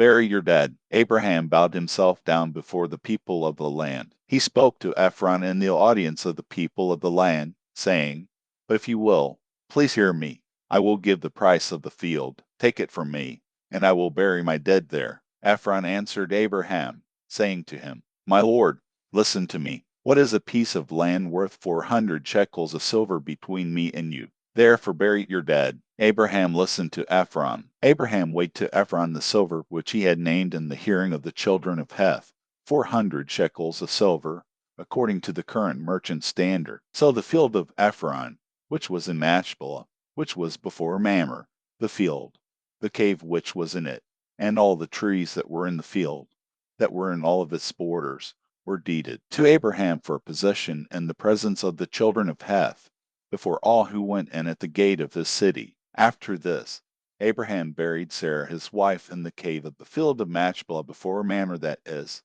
Hebron, in the land of Canaan. The field and the cave that is in it were deeded to Abraham by the children of Heth as a possession for a burial place. Genesis chapter 24. Abraham was old and well advanced in age. The Lord had blessed Abraham in all things. Abraham said to his servant, the elder of his house, who ruled over all that he had, Please put your hand under my thigh. I will make you swear by the Lord, the God of heaven and the God of the earth, that you shall not take a wife for my son of the daughters of the Canaanites, among whom I live. But you shall go to my country, and to my relatives, and take a wife for my son Isaac. The servant said to him, What if the woman isn't willing to follow me to this land? Must I bring your son again to the land you came from? Abraham said to him, Beware that you don't bring my son there again. The Lord, the God of heaven, who took me from my father's house, and from the land of my birth, who spoke to me, and who swore to me, saying, I will give this land to your offspring, he will send his angel before you, and you shall take a wife for my son from there. If the woman isn't willing to follow you, then you shall be clear from this oath to me. Only you shall not bring my son there again. The servant put his hand under the thigh of Abraham his master, and swore to him concerning this matter. The servant took 10 of his master's camels, and departed, having a variety of good things of his master's with him. He arose, and went to Mesopotamia, to the city of Nanner. He made the camels kneel down outside the city by the well of water at the time of evening, the time that women go out to draw water. He said, Lord, the God of my master Abraham, please give me success today, and show kindness to my master Abraham. Behold, I am standing by the spring of water. The daughters of the men of the city are coming out to draw water. Let it happen that the young lady to whom I will say, Please let down your pitcher, that I may drink. Then she says, Drink, and I will also give your camels a drink. Let her be the one you have appointed for your servant Isaac. By this I will know that you have shown kindness to my master. Before he had finished speaking, behold, Rebekah came out, who was born to Bethuel the son of Milcah, the wife of Nahor, Abraham's brother, with her pitcher on her shoulder. The young lady was very beautiful to look at, a virgin. No man had known her. She went down to the spring, filled her pitcher, and came up. The servant ran to meet her and said, "Please give me a drink, a little water from your pitcher." She said, "Drink, my lord." She hurried and let down her pitcher on her hand and gave him a drink. When she had finished giving him a drink, she said, "I will also draw for your camels until they have finished drinking." She hurried and emptied her pitcher into the trough and ran again to the well to draw, and drew for all his camels. The man looked steadfastly at her, remaining silent, to know whether the Lord had made his journey prosperous or not. As the camels had finished drinking, the man took a golden ring of half a shekel weight, and 2 bracelets for her hands of 10 shekels weight of gold, and said, "Whose daughter are you? Please tell me, is there room in your father's house for us to stay?" She said to him, "I am the daughter of Bethuel the son of Milcah, whom she bore to Nahor." She said moreover to him, "We have both straw and feed enough, and room to lodge in." The man bowed his head and worshipped the Lord. He said, "Blessed be the Lord, the God of my master Abraham, who has not forsaken his loving kindness and his truth toward my master. As for me, the Lord has led me on the way to the house of my master's relatives." The young lady ran and told her mother's house about these words. Rebekah had a brother, and his name was Laban. Laban ran out to the man to the spring. When he saw the ring and the bracelets on his sister's hands, and when he heard the words of Rebekah his sister, saying, "This is what the man said to me," he came to the man. Behold, he was standing by the camels at the spring. He said, "Come in, you blessed of the Lord. Why do you stand outside? For I have prepared the house and room for the camels." The man came into the house, and he unloaded the camels. He gave straw and feed for the camels, and water to wash his feet and the feet of the men who were with him. Food was set before him to eat, but he said, "I will not eat until I have told my message." Laban said, "Speak on." He said, "I am Abraham's servant. The Lord has blessed my master greatly. He has become great. The Lord has given him flocks and herds, silver and gold, male servants and female servants, and camels and donkeys. Sarah, my master's wife, bore a son to my master when she was old. He has given all that he has to him. My master made me swear, saying, 'You shall not take a wife for my son from the daughters of the Canaanites, in whose land I live, but you shall go to my father's house and to my relatives, and take a wife for my son.' I asked my master, 'What if the woman will not follow me?' He said to me, 'The Lord, before whom I walk, will send his angel with you, and prosper your way. You shall take a wife for my son from my relatives and of my father's house. Then you will be clear from my oath when you come to my relatives. If they don't give her to you, you shall be clear from my oath.' I came today to the spring, and said, 'The Lord, the God of my master Abraham, if now you do prosper my way which I go, behold, I am standing by the spring of water. Let it happen that the maiden who comes out to draw, to whom I will say, Please give me a little water from your pitcher to drink. Then she tells me, Drink, and I will also draw for your camels.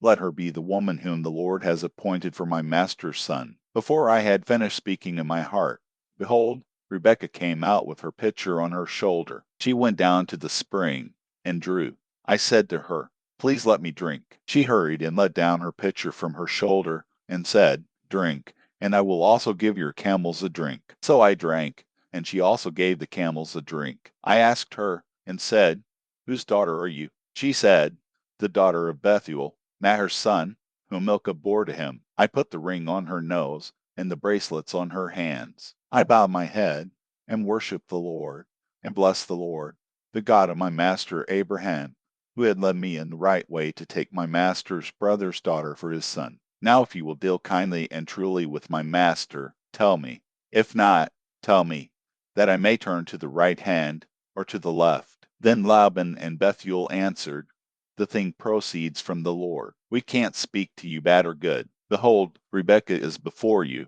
Take her and go, and let her be your master's son's wife, as the Lord has spoken. When Abraham's servant heard their words, he bowed himself down to the earth to the Lord. The servant brought out jewels of silver and jewels of gold and clothing, and gave them to Rebekah. He also gave precious things to her brother and her mother. They ate and drank, hidden the men who were with him, and stayed all night. They rose up in the morning, and he said, Send me away to my master. Her brother and her mother said, Let the young lady stay with us a few days, at least 10. After that she will go. He said to them, Don't hinder me, since the Lord has prospered my way. Send me away that I may go to my master. They said, We will call the young lady and ask her. They called Rebekah and said to her, Will you go with this man? She said, I will go. They sent away Rebekah, their sister, with her nurse, Abraham's servant, and his men. They blessed Rebekah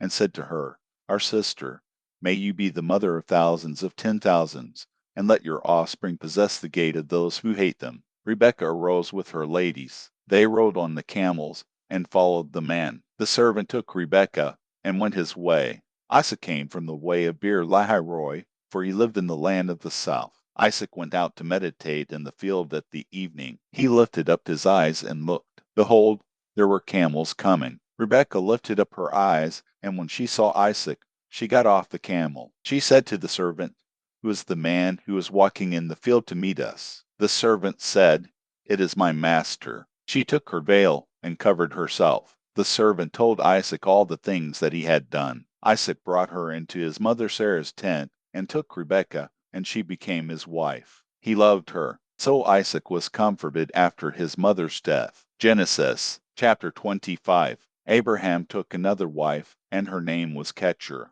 She bore him Zimran, Jokshan, Medan, Midian, Ishbak, and Shua.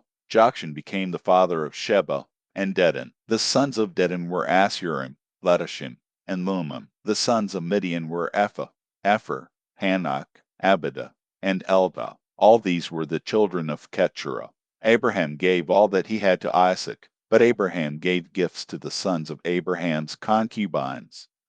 While he still lived, he sent them away from Isaac his son, eastward, to the east country. These are the days of the years of Abraham's life which he lived, 175 years. Abraham gave up his spirit, and died at a good old age, an old man, and full of years, and was gathered to his people. Isaac and Ishmael, his sons, buried him in the cave of Machpelah, in the field of Ephron, the son of Zohar the Hittite, which is near Mamre, the field which Abraham purchased from the children of Heth. Abraham was buried there with Sarah, his wife. After the death of Abraham, God blessed Isaac, his son. Isaac lived by Beer Lahairoi. Now this is the history of the generations of Ishmael, Abraham's son, whom Hagar the Egyptian, Sarah's servant, bore to Abraham. These are the names of the sons of Ishmael, by their names, according to the order of their birth.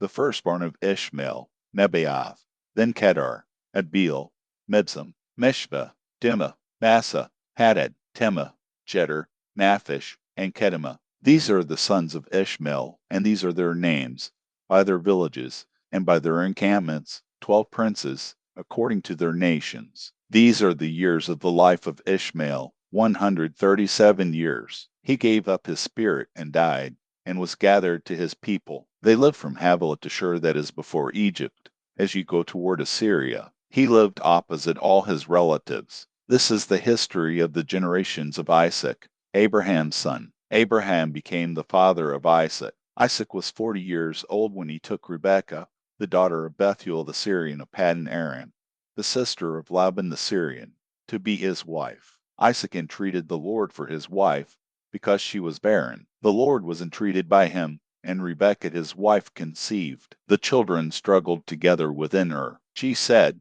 If it is like this, why do I live? She went to inquire of the Lord. The Lord said to her, 2 nations are in your womb. 2 peoples will be separated from your body. The one people will be stronger than the other people. The elder will serve the younger. When her days to be delivered were fulfilled, behold, there were twins in her womb. The first came out red all over, like a hairy garment.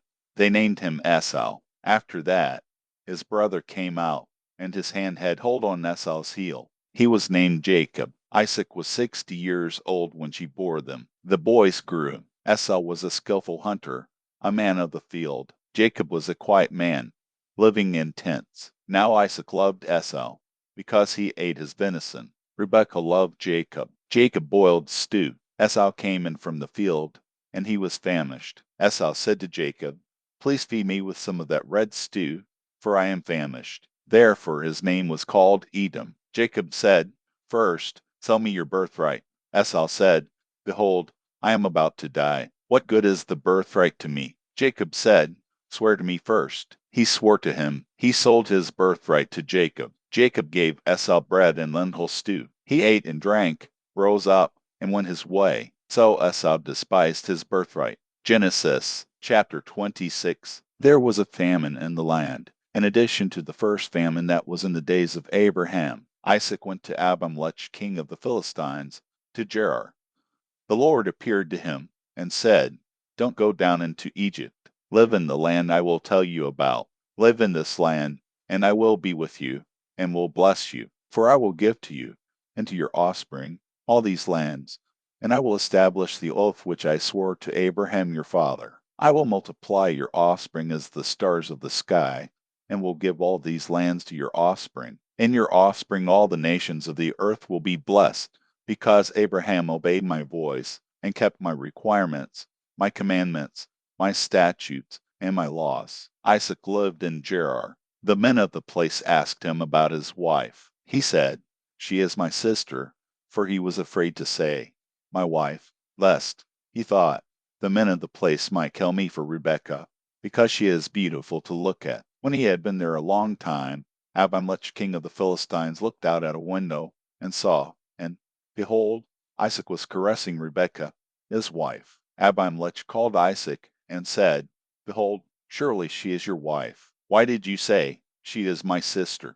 Isaac said to him, Because I said, Lest I die because of her. Abimelech said, What is this you have done to us? One of the people might easily have lain with your wife, and you would have brought guilt on us. Abimelech commanded all the people, saying, He who touches this man or his wife will surely be put to death. Isaac sowed in that land, and reaped in the same year 100 times what he planted. The Lord blessed him. The man grew great, and grew more and more until he became very great. He had possessions of flocks, possessions of herds, and a great household. The Philistines envied him. Now all the wells which his father's servants had dug in the days of Abraham his father, the Philistines had stopped and filled with earth. Abimelech said to Isaac, Go away from us, for you are much mightier than we. Isaac departed from there, and camped in the valley of Gerar, and lived there. Isaac dug again the wells of water, which they had dug in the days of Abraham his father,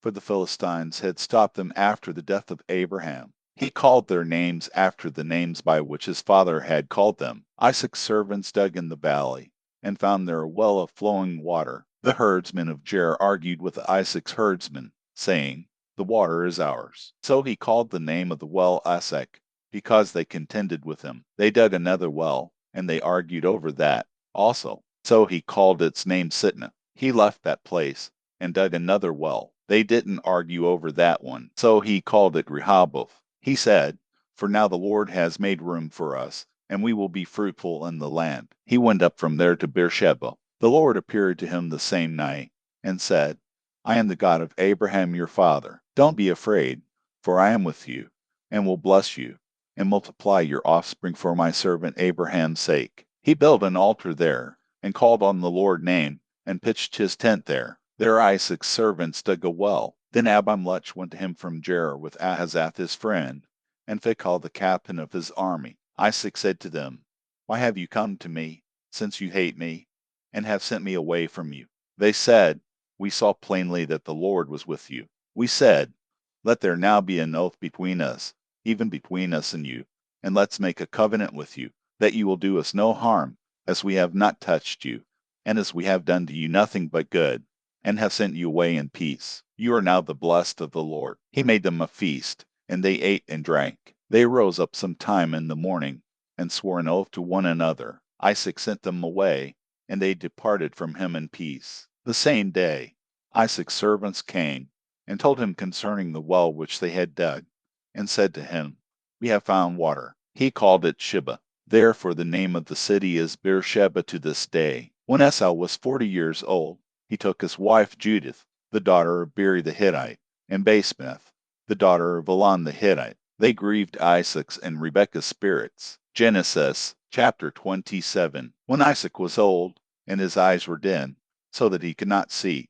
he called Esau his elder son, and said to him, my son. He said to him, Here I am. He said, See now, I am old. I don't know the day of my death. Now therefore, please take your weapons, your quiver and your bow, and go out to the field and get me venison. Make me savory food, such as I love, and bring it to me, that I may eat, and that my soul may bless you before I die. Rebekah heard when Isaac spoke to Esau his son. Esau went to the field to hunt for venison, and to bring it. Rebekah spoke to Jacob her son, saying, Behold, I heard your father speak to Esau your brother, saying, Bring me venison, and make me savory food, that I may eat, and bless you before the Lord before my death. Now therefore, my son, obey my voice according to that which I command you. Go now to the flock, and get me 2 good young goats from there. I will make them savory food for your father, such as he loves. You shall bring it to your father, that he may eat, so that he may bless you before his death. Jacob said to Rebekah his mother, Behold, Esau my brother is a hairy man, and I am a smooth man. What if my father touches me? I will seem to him as a deceiver, and I would bring a curse on myself, and not a blessing. His mother said to him, Let your curse be on me, my son. Only obey my voice, and go get them for me. He went and got them, and brought them to his mother. His mother made savory food, such as his father loved. Rebekah took the good clothes of Esau, her elder son, which were with her in the house, and put them on Jacob, her younger son. She put the skins of the young goats on his hands, and on the smooth of his neck. She gave the savory food and the bread, which she had prepared, into the hand of her son Jacob. He came to his father, and said, My father. He said, Here I am. Who are you? My son. Jacob said to his father, I am Esau your firstborn. I have done what you asked me to do. Please arise, sit and eat of my venison, that your soul may bless me. Isaac said to his son, How is it that you have found it so quickly, my son? He said, Because the Lord your God gave me success. Isaac said to Jacob, Please come near, that I may feel you, my son, whether you are really my son Esau or not. Jacob went near to Isaac his father. He felt him, and said, The voice is Jacob's voice, but the hands are the hands of Esau. He didn't recognize him, because his hands were hairy, like his brother Esau's hands. So he blessed him. He said, Are you really my son Esau? He said, I am. He said, Bring it near to me, and I will eat of my son's venison, that my soul may bless you. He brought it near to him, and he ate. He brought him wine, and he drank. His father Isaac said to him, Come near now, and kiss me, my son. He came near and kissed him. He smelled the smell of his clothing and blessed him, and said, Behold, the smell of my son is as the smell of the field which the Lord has blessed. God give you of the dew of the sky, of the fatness of the earth, and plenty of grain and new wine. Let peoples serve you, and nations bow down to you. Be Lord over your brothers. Let your mother's sons bow down to you. Cursed be every one who curses you. Blessed be every one who blesses you. As soon as Isaac had finished blessing Jacob, and Jacob had just gone out from the presence of Isaac his father,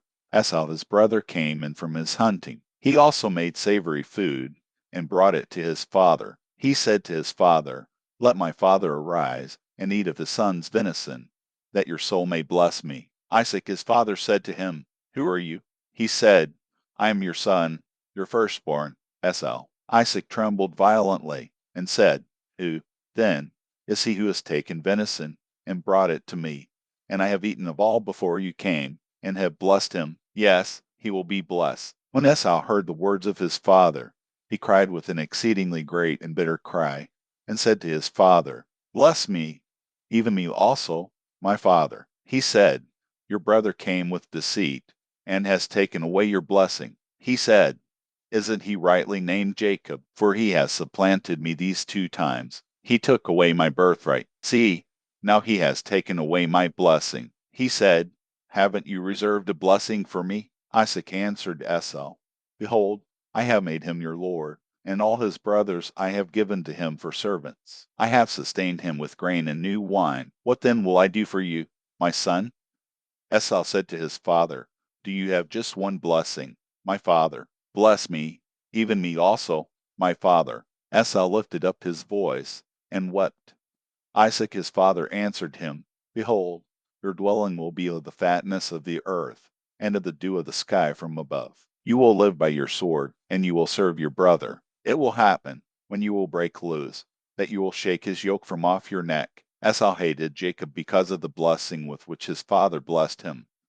Esau said in his heart, "The days of mourning for my father are at hand. Then I will kill my brother Jacob." The words of Esau, her elder son, were told to Rebekah. She sent and called Jacob, her younger son, and said to him, "Behold, your brother Esau comforts himself about you by planning to kill you. Now therefore, my son, obey my voice. Arise, flee to Laban, my brother, in Haran. Stay with him a few days, until your brother's fury turns away, until your brother's anger turns away from you, and he forgets what you have done to him. Then I will send and get you from there. Why should I be bereaved of you both in one day?" Rebekah said to Isaac, "I am weary of my life because of the daughters of Heth. If Jacob takes a wife of the daughters of Heth, such as these, the daughters of the land, what good will my life do me?" Genesis chapter 28. Isaac called Jacob, blessed him, and commanded him, "You shall not take a wife of the daughters of Canaan. Arise, go to Paddan Aram, to the house of Bethuel your mother's father. Take a wife from there from the daughters of Laban, your mother's brother. May God Almighty bless you, and make you fruitful, and multiply you, that you may be a company of peoples, and give you the blessing of Abraham, to you and to your offspring with you, that you may inherit the land where you travel, which God gave to Abraham." Isaac sent Jacob away. He went to Paddan Aram to Laban, son of Bethuel the Syrian, the brother of Rebekah, Jacob's and Esau's mother. Now Esau saw that Isaac had blessed Jacob and sent him away to Paddan Aram, to take him a wife from there, and that as he blessed him he gave him a command, saying, "You shall not take a wife of the daughters of Canaan." And that Jacob obeyed his father and his mother, and was gone to Paddan Aram. Esau saw that the daughters of Canaan didn't please Isaac, his father. So Esau went to Ishmael, and took, in addition to the wives that he had, Mahalath the daughter of Ishmael, Abraham's son, the sister of Nebaioth, to be his wife. Jacob went out from Beersheba, and went toward Haran. He came to a certain place, and stayed there all night, because the sun had set. He took one of the stones of the place, and put it under his head, and lay down in that place to sleep. He dreamed and saw a stairway set upon the earth, and its top reached to heaven. Behold, the angels of God were ascending and descending on it. Behold, the Lord stood above it, and said, "I am the Lord, the God of Abraham your father, and the God of Isaac. I will give the land you lie on to you and to your offspring. Your offspring will be as the dust of the earth, and you will spread abroad to the west, and to the east, and to the north, and to the south. In you and in your offspring all the families of the earth will be blessed. Behold, I am with you, and will keep you wherever you go, and will bring you again into this land, for I will not leave you until I have done that which I have spoken of to you." Jacob awakened out of his sleep, and he said, "Surely the Lord is in this place, and I didn't know it." He was afraid, and said, "How awesome this place is! This is none other than God's house, and this is the gate of heaven." Jacob rose up early in the morning, and took the stone that he had put under his head, and set it up for a pillar, and poured oil on its top. He called the name of that place Bethel, but the name of the city was Luz at the first. Jacob vowed a vow, saying, "If God will be with me, and will keep me in this way that I go, and will give me bread to eat, and clothing to put on, so that I come again to my father's house in peace, and the Lord will be my God, then this stone, which I have set up for a pillar, will be God's house. Of all that you will give me, I will surely give a tenth to you." Genesis chapter 29. Then Jacob went on his journey, and came to the land of the children of the east. He looked, and saw a well in the field, and saw 3 flocks of sheep lying there by it. For out of that well they watered the flocks. The stone on the well's mouth was large. There all the flocks were gathered. They rolled the stone from the well's mouth, and watered the sheep, and put the stone back on the well's mouth in its place. Jacob said to them, "My relatives, where are you from?" They said, "We are from Haran." He said to them, "Do you know Laban, the son of Nahor?" They said, "We know him." He said to them, "Is it well with him?" They said, "It is well. See, Rachel, his daughter, is coming with the sheep." He said, "Behold, it is still the middle of the day, not time to gather the livestock together. Water the sheep, and go and feed them. They said, We can't, until all the flocks are gathered together, and they roll the stone from the well's mouth. Then we will water the sheep. While he was yet speaking with them, Rachel came with her father's sheep, for she kept them. When Jacob saw Rachel the daughter of Laban, his mother's brother, and the sheep of Laban, his mother's brother, Jacob went near, and rolled the stone from the well's mouth, and watered the flock of Laban his mother's brother. Jacob kissed Rachel, and lifted up his voice, and wept. Jacob told Rachel that he was her father's relative, and that he was Rebekah's son. She ran and told her father. When Laban heard the news of Jacob, his sister's son, he ran to meet Jacob, and embraced him, and kissed him, and brought him to his house. Jacob told Laban all these things. Laban said to him, Surely you are my bone and my flesh. Jacob stayed with him for a month. Laban said to Jacob, Because you are my relative, should you therefore serve me for nothing? Tell me, what will your wages be? Laban had 2 daughters. The name of the elder was Leah, and the name of the younger was Rachel. Leah's eyes were weak, but Rachel was beautiful in form and attractive. Jacob loved Rachel. He said, I will serve you 7 years for Rachel, your younger daughter. Laban said, It is better that I give her to you than that I should give her to another man. Stay with me. Jacob served 7 years for Rachel. They seemed to him but a few days, for the love he had for her. Jacob said to Laban, Give me my wife, for my days are fulfilled, that I may go into her. Laban gathered together all the men of the place, and made a feast. In the evening he took Leah's daughter, and brought her to Jacob. He went into her. Laban gave Zilpah his servant to his daughter Leah for a servant. In the morning, behold, it was Leah. He said to Laban, What is this you have done to me? Didn't I serve with you for Rachel? Why then have you deceived me? Laban said, It is not done so in our place, to give the younger before the firstborn. Fulfill the week of this one, and we will give you the other also for the service which you will serve with me for 7 more years. Jacob did so, and fulfilled her week. He gave him Rachel his daughter as wife. Laban gave Bilhah his servant to his daughter Rachel to be her servant. He went in also to Rachel, and he loved also Rachel more than Leah, and served with him 7 more years. The Lord saw that Leah was hated, and he opened her womb, but Rachel was barren. Leah conceived and bore a son, and she named him Reuben. For she said, Because the Lord has looked at my affliction, for now my husband will love me. She conceived again, and bore a son, and said, Because the Lord has heard that I am hated, he has therefore given me the son also. She named him Simon. She conceived again, and bore a son. She said, Now this time my husband will be joined to me, because I have borne him 3 sons. Therefore his name was called Levi. She conceived again, and bore a son. She said, This time I will praise the Lord. Therefore she named him Judah. Then she stopped bearing. Genesis chapter 30.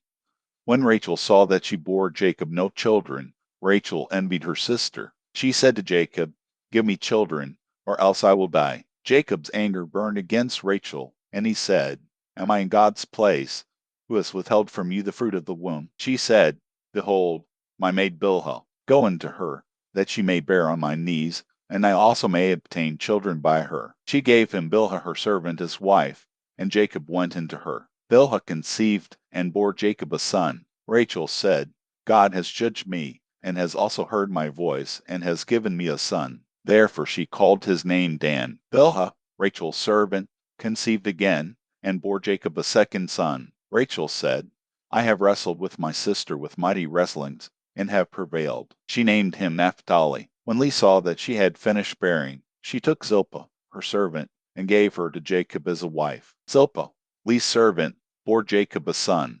Leah said, How fortunate! She named him Gad. Zilpah, Leah's servant, bore Jacob a second son. Leah said, Happy am I, for the daughters will call me happy. She named him Asher. Reuben went in the days of wheat harvest, and found mandrakes in the field, and brought them to his mother, Leah. Then Rachel said to Leah, Please give me some of your son's mandrakes. Leah said to her, Is it a small matter that you have taken away my husband? Would you take away my son's mandrakes also? Rachel said, Therefore he will lie with you tonight for your son's mandrakes. Jacob came from the field in the evening, and Leah went out to meet him, and said, You must come unto me, for I have surely hired you with my son's mandrakes. He lay with her that night.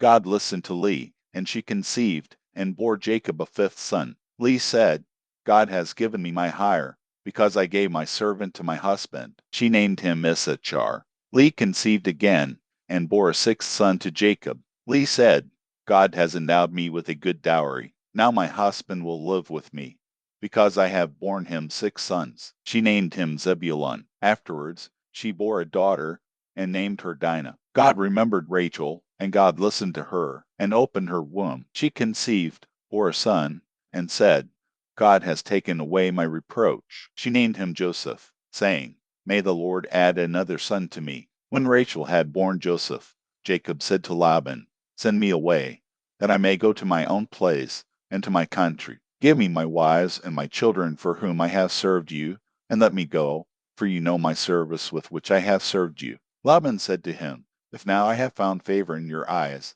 stay here, for I have divined that the Lord has blessed me for your sake. He said, Appoint me your wages, and I will give it. Jacob said to him, You know how I have served you, and how your livestock have fared with me. For it was little which you had before I came, and it has increased to a multitude. The Lord has blessed you wherever I turned. Now when will I provide for my own house also? Laban said, What shall I give you? Jacob said, You shall not give me anything. If you will do this thing for me, I will again feed your flock and keep it. I will pass through all your flock today, removing from there every speckled and spotted one, and every black one among the sheep, and the spotted and speckled among the goats. This will be my hire, so my righteousness will answer for me hereafter, when you come concerning my hire that is before you. Every one that is not speckled and spotted among the goats, and black among the sheep, that might be with me, will be considered stolen. Laban said, Behold, let it be according to your word. That day he removed the male goats that were streaked and spotted, and all the female goats that were speckled and spotted, every one that had white in it, and all the black ones among the sheep, and gave them into the hand of his sons. He set 3 days' journey between himself and Jacob fed the rest of Laban's flocks. Jacob took to himself rods of fresh poplar, almond, and plane tree, peeled white streaks in them, and made the white appear which was in the rods. He set the rods which he had peeled opposite the flocks in the watering troughs where the flocks came to drink. They conceived when they came to drink. The flocks conceived before the rods, and the flocks produced streaked, speckled, and spotted. Jacob separated the lambs, and set the faces of the flocks toward the streaked and all the black in Laban's flock. He put his own droves apart, and didn't put them into Laban's flock. Whenever the stronger of the flock conceived, Jacob laid the rods in front of the eyes of the flock in the watering troughs, that they might conceive among the rods. But when the flock were feeble, he didn't put them in. So the feebler were Laban's, and the stronger Jacob's. The man increased exceedingly, and had large flocks, female servants and male servants, and camels and donkeys. Genesis chapter 31. Jacob heard Laban's son's words, saying, Jacob has taken away all that was our father's. He has obtained all this wealth from that which was our father's. Jacob saw the expression on Laban's face, and, behold, it was not toward him as before. The Lord said to Jacob, Return to the land of your fathers, and to your relatives, and I will be with you. Jacob sent and called Rachel and Leah to the field to his flock, and said to them, I see the expression on your father's face, that it is not toward me as before, but the God of my father has been with me. You know that I have served your father with all of my strength. Your father has deceived me and changed my wages 10 times, but God didn't allow him to hurt me. If he said, The speckled will be your wages, then all the flock bore speckled. If he said, The streak will be your wages, then all the flock bore streaked. Thus God has taken away your father's livestock and given them to me. During mating season, I lifted up my eyes and saw in a dream, and behold, the male goats which slept on the flock were streaked, speckled, and grizzled. The angel of God said to me in the dream, Jacob, and I said, Here I am. He said, Now lift up your eyes, and behold, all the male goats which sleep on the flock are streaked, speckled, and grizzled, for I have seen all that Laban does to you. I am the God of Bethel, where you anointed a pillar, where you vowed a vow to me. Now arise, get out from this land, and return to the land of your birth. Rachel and Leah answered him, Is there yet any portion or inheritance for us in our father's house? Aren't we considered as foreigners by him? For he has sold us, and has also used up our money, for all the riches which God has taken away from our father are ours and our children's. Now then, whatever God has said to you, do. Then Jacob rose up, and set his sons and his wives on the camels, and he took away all his livestock, and all his possessions which he had gathered, including the livestock which he had gained in Paddan Aram, to go to Isaac his father, to the land of Canaan. Now Laban had gone to shear his sheep, and Rachel stole the teraphim that were her father's. Jacob deceived Laban the Syrian, in that he didn't tell him that he was running away. So he fled with all that he had. He rose up, passed over the river, and set his face toward the mountain of Gilead. Laban was told on the third day that Jacob had fled.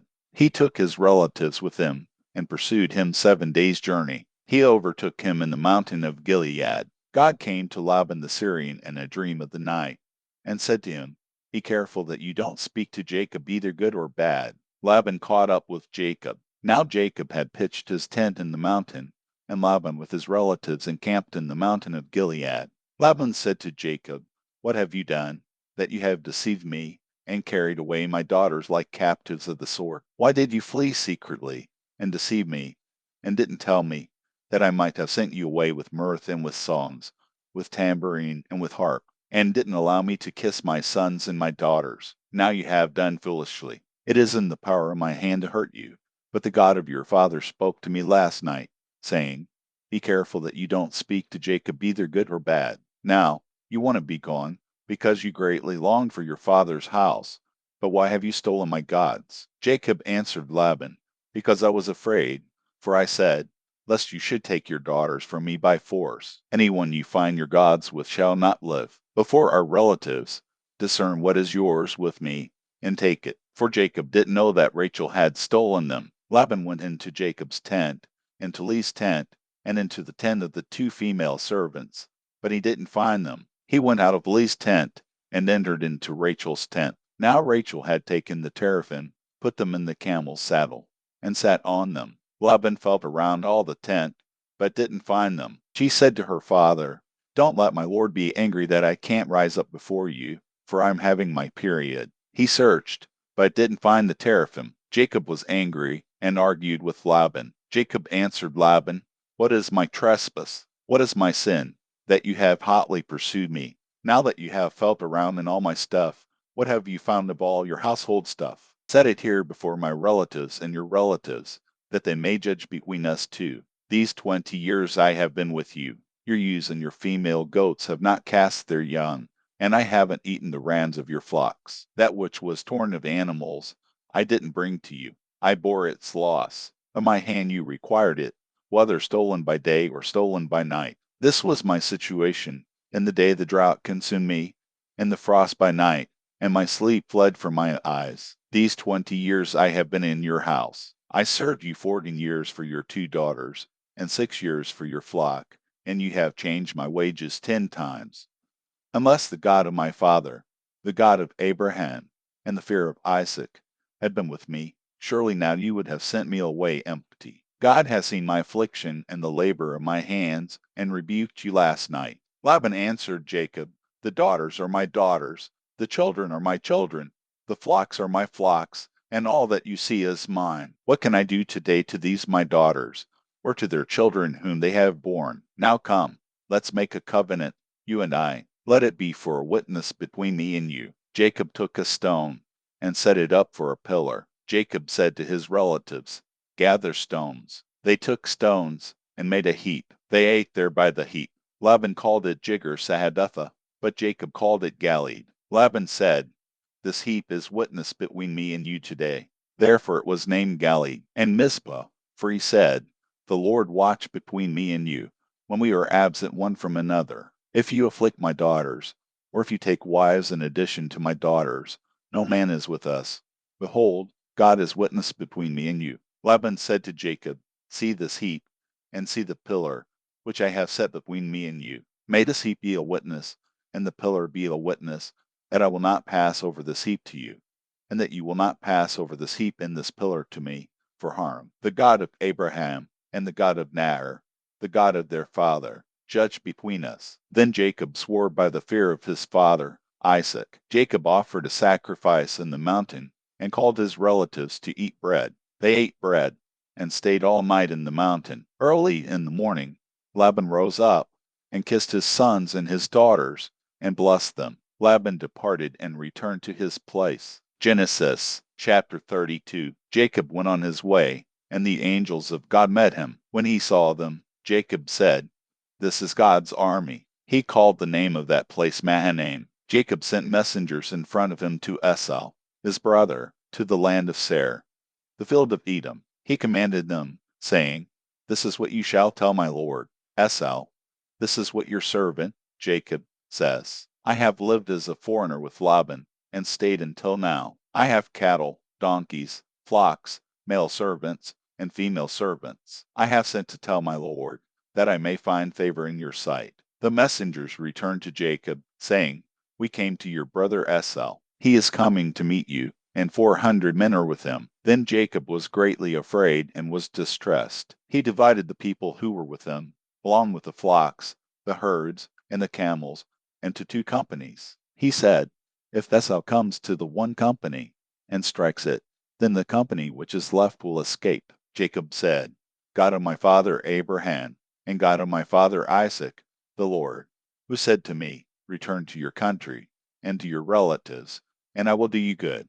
I am not worthy of the least of all the loving kindnesses and of all the truth which you have shown to your servant, for with just my staff I crossed over this Jordan, and now I have become 2 companies. Please deliver me from the hand of my brother, from the hand of Esau, for I fear him, lest he come and strike me and the mothers with the children. You said, 'I will surely do you good, and make your offspring as the sand of the sea, which can't be counted because there are so many.'" He stayed there that night, and took from that which he had with him a present for Esau, his brother, 200 female goats and 20 male goats, 200 ewes and 20 rams, 30 milk camels and their colts, 40 cows, 10 bulls, 20 female donkeys, and 10 foals. He delivered them into the hands of his servants, every herd by itself, and said to his servants, "Pass over before me, and put a space between herd and herd." He commanded the foremost, saying, "When Esau, my brother, meets you, and asks you, saying, 'Whose are you? Where are you going? Whose are these before you?' Then you shall say, 'They are your servant Jacob's. It is a present sent to my lord Esau. Behold, he also is behind us.'" He commanded also the second and the third, and all that followed the herds, saying, "This is how you shall speak to Esau when you find him. You shall say, not only that, but behold, your servant Jacob is behind us. For, he said, I will appease him with a present that goes before me, and afterward I will see his face. Perhaps he will accept me." So the present passed over before him, and he himself stayed that night in the camp. He rose up that night, and took his 2 wives, and his 2 servants, and his 11 sons, and crossed over the ford of the Jabbok. He took them, and sent them over the stream, and sent over that which he had. Jacob was left alone, and wrestled with the man there until the breaking of the day. When he saw that he didn't prevail against him, the man touched the hollow of his thigh, and the hollow of Jacob's thigh was strained as he wrestled. The man said, "Let me go, for the day breaks." Jacob said, "I won't let you go unless you bless me." He said to him, "What is your name?" He said, "Jacob." He said, "Your name will no longer be called Jacob, but Israel, for you have fought with God and with men, and have prevailed." Jacob asked him, "Please tell me your name." He said, "Why is it that you ask what my name is?" So he blessed him there. Jacob called the name of the place Peniel, for he said, "I have seen God face to face, and my life is preserved." The sun rose on him as he passed over Peniel, and he limped because of his thigh. Therefore the children of Israel don't eat the sinew of the hip, which is on the hollow of the thigh, to this day, because he touched the hollow of Jacob's thigh and the sinew of the hip. Genesis chapter 33. Jacob lifted up his eyes and looked, and behold, Esau was coming, and with him 400 men. He divided the children between Leah, Rachel, and the 2 servants. He put the servants and their children in front, Leah and her children after, and Rachel and Joseph at the rear. He himself passed over in front of them, and bowed himself to the ground 7 times, until he came near to his brother. Esau ran to meet him, embraced him, fell on his neck, kissed him, and they wept. He lifted up his eyes, and saw the women and the children, and said, "Who are these with you?" He said, "The children whom God has graciously given your servant." Then the servants came near with their children, and they bowed themselves. Leah also and her children came near, and bowed themselves. After them Joseph came near with Rachel, and they bowed themselves. Esau said, "What do you mean by it all this company which I met?" Jacob said, "To find favor in the sight of my Lord." Esau said, "I have enough. My brother, let that which you have be yours." Jacob said, "Please, no. If I have now found favor in your sight, then receive my present at my hand, because I have seen your face, as one sees the face of God, and you were pleased with me. Please take the gift that I brought to you, because God has dealt graciously with me, and because I have enough." He urged him, and he took it. Esau said, "Let's take our journey, and let's go, and I will go before you." Jacob said to him, "My Lord knows that the children are tender, and that the flocks and herds with me have their young, and if they overdrive them one day, all the flocks will die. Please let my Lord pass over before his servant, and I will lead on gently, according to the pace of the livestock that are before me, and according to the pace of the children, until I come to my Lord to Seir." Esau said, "Let me now leave with you some of the people who are with me." He said, "Why? Let me find favor in the sight of my Lord." So Esau returned that day on his way to Seir. Jacob traveled to Succoth, built himself a house, and made shelters for his livestock. Therefore the name of the place is called Succoth. Jacob came in peace to the city of Shechem, which is in the land of Canaan, when he came from Paddan Aram, and encamped before the city. He bought the parcel of ground where he had spread his tent, at the hand of the children of Hamor, Shechem's father, for 100 pieces of money. He erected an altar there, and called it El Israel. Genesis chapter 34. Dinah, the daughter of Leah, whom she bore to Jacob, went out to see the daughters of the land. Shechem the son of Hamor the Hivite, the prince of the land, saw her. He took her, lay with her, and humbled her. His soul joined to Dinah, the daughter of Jacob, and he loved the young lady, and spoke kindly to the young lady. Shechem spoke to his father, Hamor, saying, "Get me this young lady as a wife." Now Jacob heard that he had defiled Dinah, his daughter, and his sons were with his livestock in the field. Jacob held his peace until they came. Hamor the father of Shechem went out to Jacob to talk with him. The sons of Jacob came in from the field when they heard it. The men were grieved, and they were very angry, because he had done folly in Israel in lying with Jacob's daughter, a thing that ought not to be done. Hamor talked with them, saying, "The soul of my son, Shechem, longs for your daughter. Please give her to him as a wife. Make marriages with us. Give your daughters to us, and take our daughters for yourselves. You shall dwell with us, and the land will be before you. Live and trade in it, and get possessions in it." Shechem said to her father and to her brothers, "Let me find favor in your eyes, and whatever you will tell me I will give. Ask me a great amount for a dowry, and I will give whatever you ask of me, but give me the young lady as a wife." The sons of Jacob answered Shechem and Hamor his father with deceit when they spoke, because he had defiled Dinah their sister, and said to them, "We can't do this thing, to give our sister to one who is uncircumcised, for that is a reproach to us. Only on this condition will we consent to you. If you will be as we are, that every male of you be circumcised, then will we give our daughters to you, and we will take your daughters to us, and we will dwell with you, and we will become one people. But if you will not listen to us and be circumcised, then we will take our sister, and we will be gone." Their words pleased Hamor and Shechem, Hamor's son. The young man didn't wait to do this thing, because he had delight in Jacob's daughter, and he was honored above all the house of his father. Hamor and Shechem, his son, came to the gate of their city, and talked with the men of their city, saying, "These men are peaceful with us. Therefore let them live in the land and trade in it. For behold, the land is large enough for them. Let's take their daughters to us for wives, and let's give them our daughters. Only on this condition will the men consent to us to live with us, to become one people, if every male among us is circumcised, as they are circumcised. Won't their livestock and their possessions and all their animals be ours? Only let's give our consent to them, and they will dwell with us." All who went out of the gate of his city listened to Hamor, and to Shechem his son, and every male was circumcised, all who went out of the gate of his city. On the third day, when they were sore, two of Jacob's sons, Simon and Levi, Dinah's brothers, each took his sword, came upon the unsuspecting city, and killed all the males. They killed Hamor and Shechem, his son, with the edge of the sword, and took Dinah out of Shechem's house, and went away. Jacob's sons came on the dead, and plundered the city, because they had defiled their sister.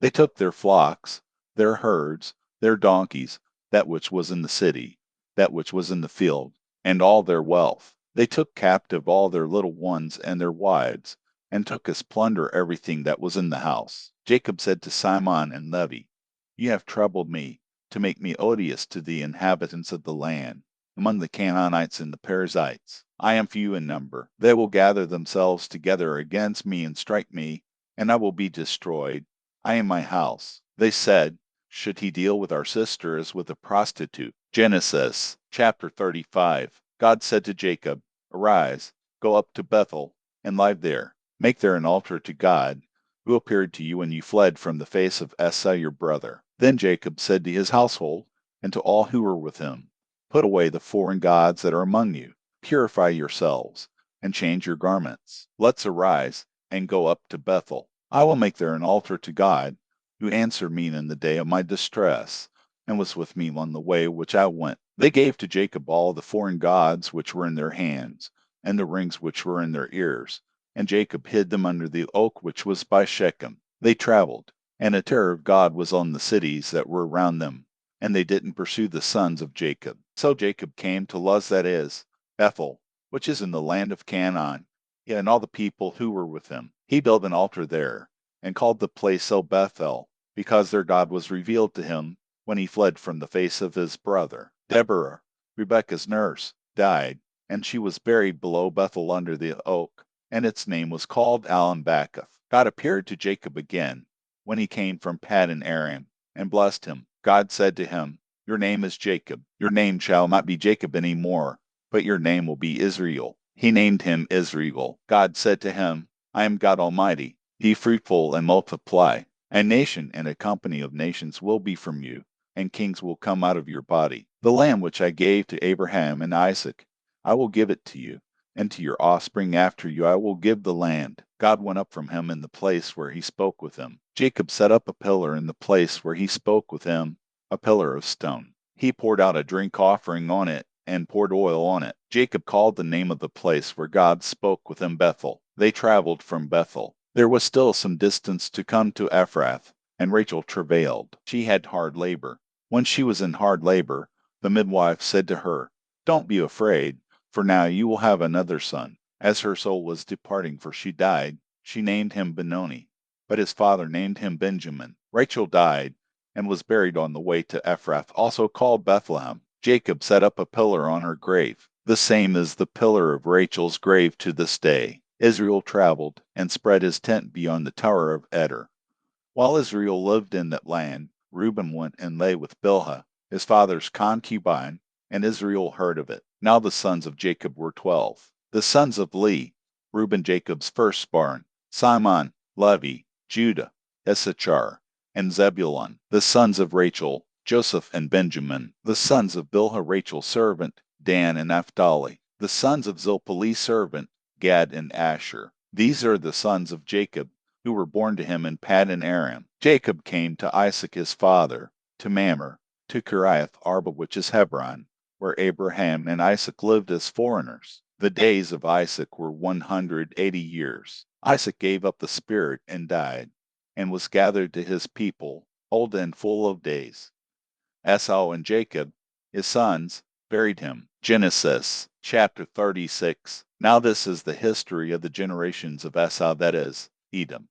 Esau took his wives from the daughters of Canaan, Adah the daughter of Elon, the Hittite, and Oholibamah the daughter of Anna, the daughter of Zibon, the Hivite, and Basemath, Ishmael's daughter, sister of Nebaioth. Adah bore to Esau Eliphaz. Basemath bore Reuel. Oholibamah bore Jush, Jalan, and Korah. These are the sons of Esau, who were born to him in the land of Canaan. Esau took his wives, his sons, his daughters, and all the members of his household, with his livestock, all his animals, and all his possessions, which he had gathered in the land of Canaan, and went into a land away from his brother Jacob. For their substance was too great for them to dwell together, and the land of their travels couldn't bear them because of their livestock. Esau lived in the hill country of Seir.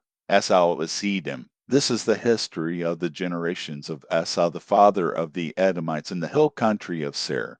These are the names of Esau's sons: Eliphaz, the son of Adah, the wife of Esau, and Reuel, the son of Basemath, the wife of Esau. The sons of Eliphaz were Teman, Omar, Zepho, and Gatam, and Kenaz. Timnah was concubine to Eliphaz, Esau's son, and she bore to Eliphaz Amalek. These are the descendants of Adah, Esau's wife. These are the sons of Reuel: Nahath, Ser, Shammah, and Mizah. These were the descendants of Basemath, Esau's wife. These were the sons of Oholibamah, the daughter of Anna, the daughter of Zibon, Esau's wife. She bore to Esau Jeush, Jalam, and Korah. These are the chiefs of the sons of Esau, the sons of Eliphaz, the firstborn of Esau: chief Teman, chief Omar, chief Zepho, chief Kenaz, chief Korah, chief Gatam, chief Amalek.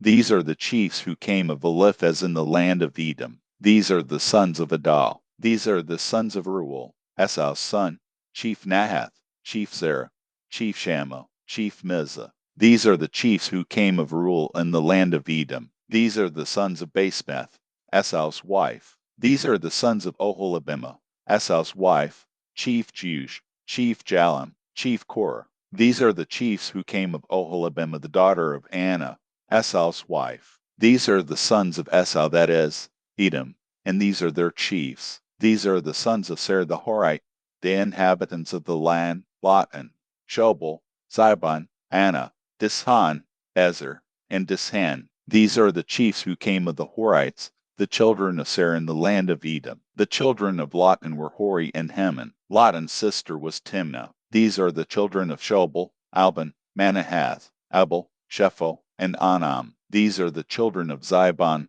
Ai, and Anna. This is Anna, who found the hot springs in the wilderness, as he fed the donkeys of Zibon his father. These are the children of Anna: Dishan and Oholibamah, the daughter of Anna. These are the children of Dishan: Hemdan, Eshban, Ithran, and Cheran. These are the children of Ezer: Bilhan, Saban, and Achan. These are the children of Dishan: Uz and Aaron. These are the chiefs who came of the Horites: chief Lotan, chief Shobal, chief Zibon, chief Anna, chief Dishan, chief Ezer, and chief Dishan. These are the chiefs who came of the Horites, according to their chiefs in the land of Seir. These are the kings who reigned in the land of Edom, before any king reigned over the children of Israel. Bela, the son of Beer, reigned in Edom. The name of his city was Dinhabah. Bela died, and Jobab, the son of Zerah of Basra, reigned in his place. Jobab died, and Husham of the land of the Temanites reigned in his place. Husham died,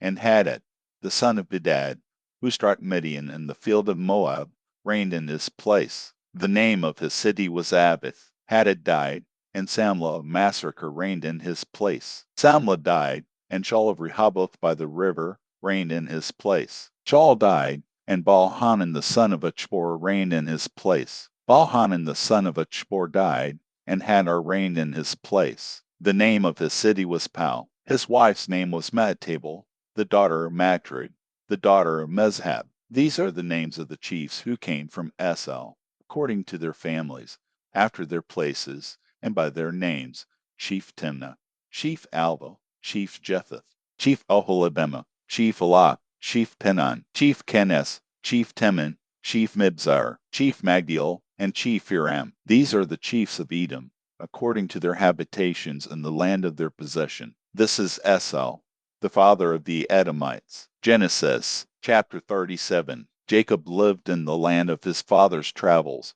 in the land of Canaan. This is the history of the generations of Jacob. Joseph, being 17 years old, was feeding the flock with his brothers. He was a boy with the sons of Bilhah and Zilpah, his father's wives. Joseph brought an evil report of them to their father. Now Israel loved Joseph more than all his children, because he was the son of his old age, and he made him a tunic of many colors. His brothers saw that their father loved him more than all his brothers, and they hated him, and couldn't speak peaceably to him. Joseph dreamed a dream, and he told it to his brothers, and they hated him all the more. He said to them, "Please hear this dream which I have dreamed. For behold, we were binding sheaves in the field, and behold, my sheaf arose and also stood upright, and behold, your sheaves came around and bowed down to my sheaf." His brothers asked him, "Will you indeed reign over us? Will you indeed have dominion over us?" They hated him all the more for his dreams and for his words. He dreamed yet another dream, and told it to his brothers, and said, "Behold, I have dreamed yet another dream, and behold, the sun and the moon and 11 stars bowed down to me." He told it to his father and to his brothers. His father rebuked him, and said to him, "What is this dream that you have dreamed? Will I and your mother and your brothers indeed come to bow ourselves down to the earth before you?" His brothers envied him, but his father kept the saying in mind. His brothers went to feed their father's flock in Shechem. Israel said to Joseph, "Aren't your brothers feeding the flock in Shechem? Come, and I will send you to them." He said to him, "Here I am." He said to him, "Go now, see whether it is well with your brothers, and well with the flock, and bring me word again." So he sent him out of the valley of Hebron, and he came to Shechem. A certain man found him, and behold, he was wandering in the field. The man asked him, "What are you looking for?" He said, "I am looking for my brothers. Tell me, please, where they are feeding the flock." The man said, "They have left here, for I heard them say, 'Let's go to Dothan.'" Joseph went after his brothers, and found them in Dothan. They saw him afar off, and before he came near to them, they conspired against him to kill him. They said to one another, "Behold, this dreamer comes. Come now, therefore, and let's kill him, and cast him into one of the pits, and we will say, 'An evil animal has devoured him.' We will see what will become of his dreams." Reuben heard it, and delivered him out of their hand, and said, "Let's not take his life." Reuben said to them, "Shed no blood. Throw him into this pit that is in the wilderness, but lay no hand on him, that he might deliver him out of their hand, to restore him to his father." When Joseph came to his brothers, they stripped Joseph of his tunic, the tunic of many colors that was on him, and they took him and threw him into the pit. The pit was empty. There was no water in it.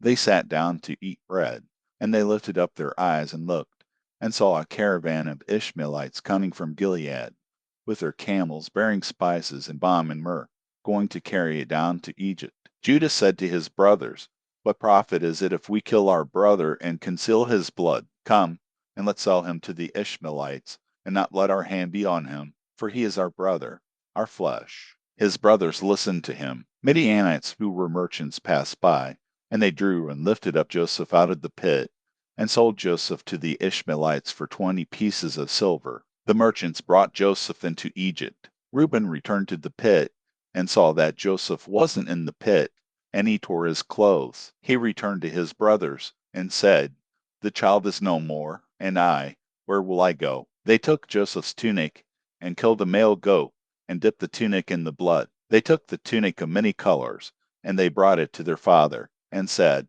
"We have found this. Examine it now, and see if it is your son's tunic or not."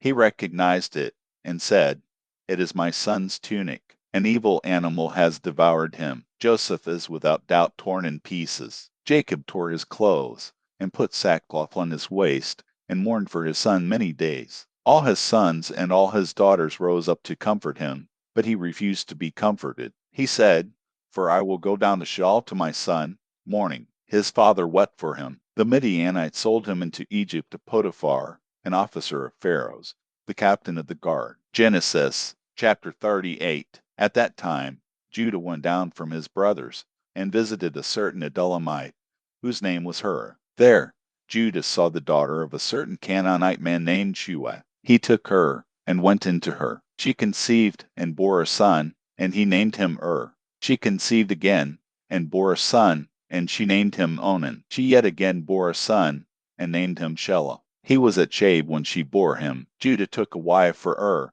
his firstborn, and her name was Tamar. Judah's firstborn, was wicked in the Lord's sight, so the Lord killed him. Judah said to Onan, Go into your brother's wife, and perform the duty of a husband's brother to her, and raise up offspring for your brother. Alma knew that the offspring wouldn't be his, and when he went into his brother's wife, he spilled his semen on the ground, lest he should give offspring to his brother. The thing which he did was evil in the Lord's sight, and he killed him also. Then Judah said to Tamar, his daughter-in-law, remain a widow in your father's house, until Shelah, my son, is grown up, for he said, lest he also die like his brothers. Tamar went and lived in her father's house. After many days, Shua's daughter, the wife of Judah, died. Judah was comforted, and went up to his sheep shearers to Timnah, he and his friend Hur, the Adullamite. Tamar was told, behold, your father-in-law is going up to Timnah to shear his sheep. She took off the garments of her widowhood, and covered herself with her veil, and wrapped herself, and sat in the gate of Enaim, which is on the way to Timnah, for she saw that Shelah was grown up, and she wasn't given to him as a wife. When Judah saw her, he thought that she was a prostitute, for she had covered her face. He turned to her by the way, and said, please come, let me come into you, for he didn't know that she was his daughter-in-law. She said, what will you give me, that you may come into me? He said, I will send you a young goat from the flock. She said, will you give me a pledge until you send it? He said, what pledge will I give you? She said, your signet and your cord, and your staff that is in your hand. He gave them to her, and came into her, and she conceived by him. She arose, and went away, and put off her veil from her, and put on the garments of her widowhood. Judah sent the young goat by the hand of his friend, the Adullamite, to receive the pledge from the woman's hand, but he didn't find her. Then he asked the men of her place, saying, where's the prostitute that was at Enaim by the road? They said, there has been no prostitute here. He returned to Judah, and said, I haven't found her. And also the men of the place said, there has been no prostitute here. Judah said, let her keep it, lest we be shamed. Behold, I sent this young goat, and you haven't found her. About 3 months later, Judah was told, Tamar, your daughter-in-law, has played the prostitute. Moreover, behold, she is with child by prostitution. Judah said,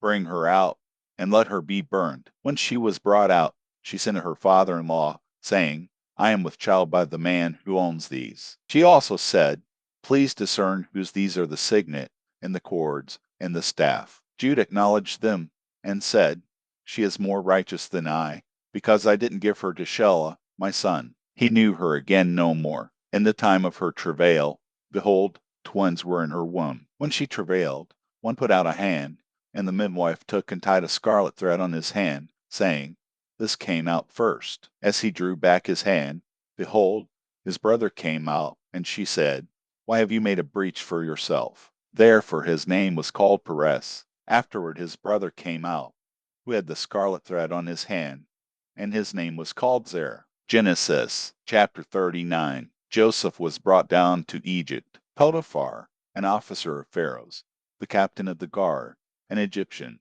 bought him from the hand of the Ishmaelites that had brought him down there. The Lord was with Joseph, and he was a prosperous man. He was in the house of his master the Egyptian. His master saw that the Lord was with him, and that the Lord made all that he did prosper in his hand. Joseph found favor in his sight. He ministered to him, and Potiphar made him overseer over his house, and all that he had he put into his hand. From the time that he made him overseer in his house, and over all that he had, the Lord blessed the Egyptian's house for Joseph's sake. The Lord's blessing was on all that he had, in the house and in the field. He left all that he had in Joseph's hand. He didn't concern himself with anything, except for the food which he ate. Joseph was well built and handsome. After these things, his master's wife set her eyes on Joseph, and she said, lie with me. But he refused, and said to his master's wife, behold, my master doesn't know what is with me in the house, and he has put all that he has into my hand.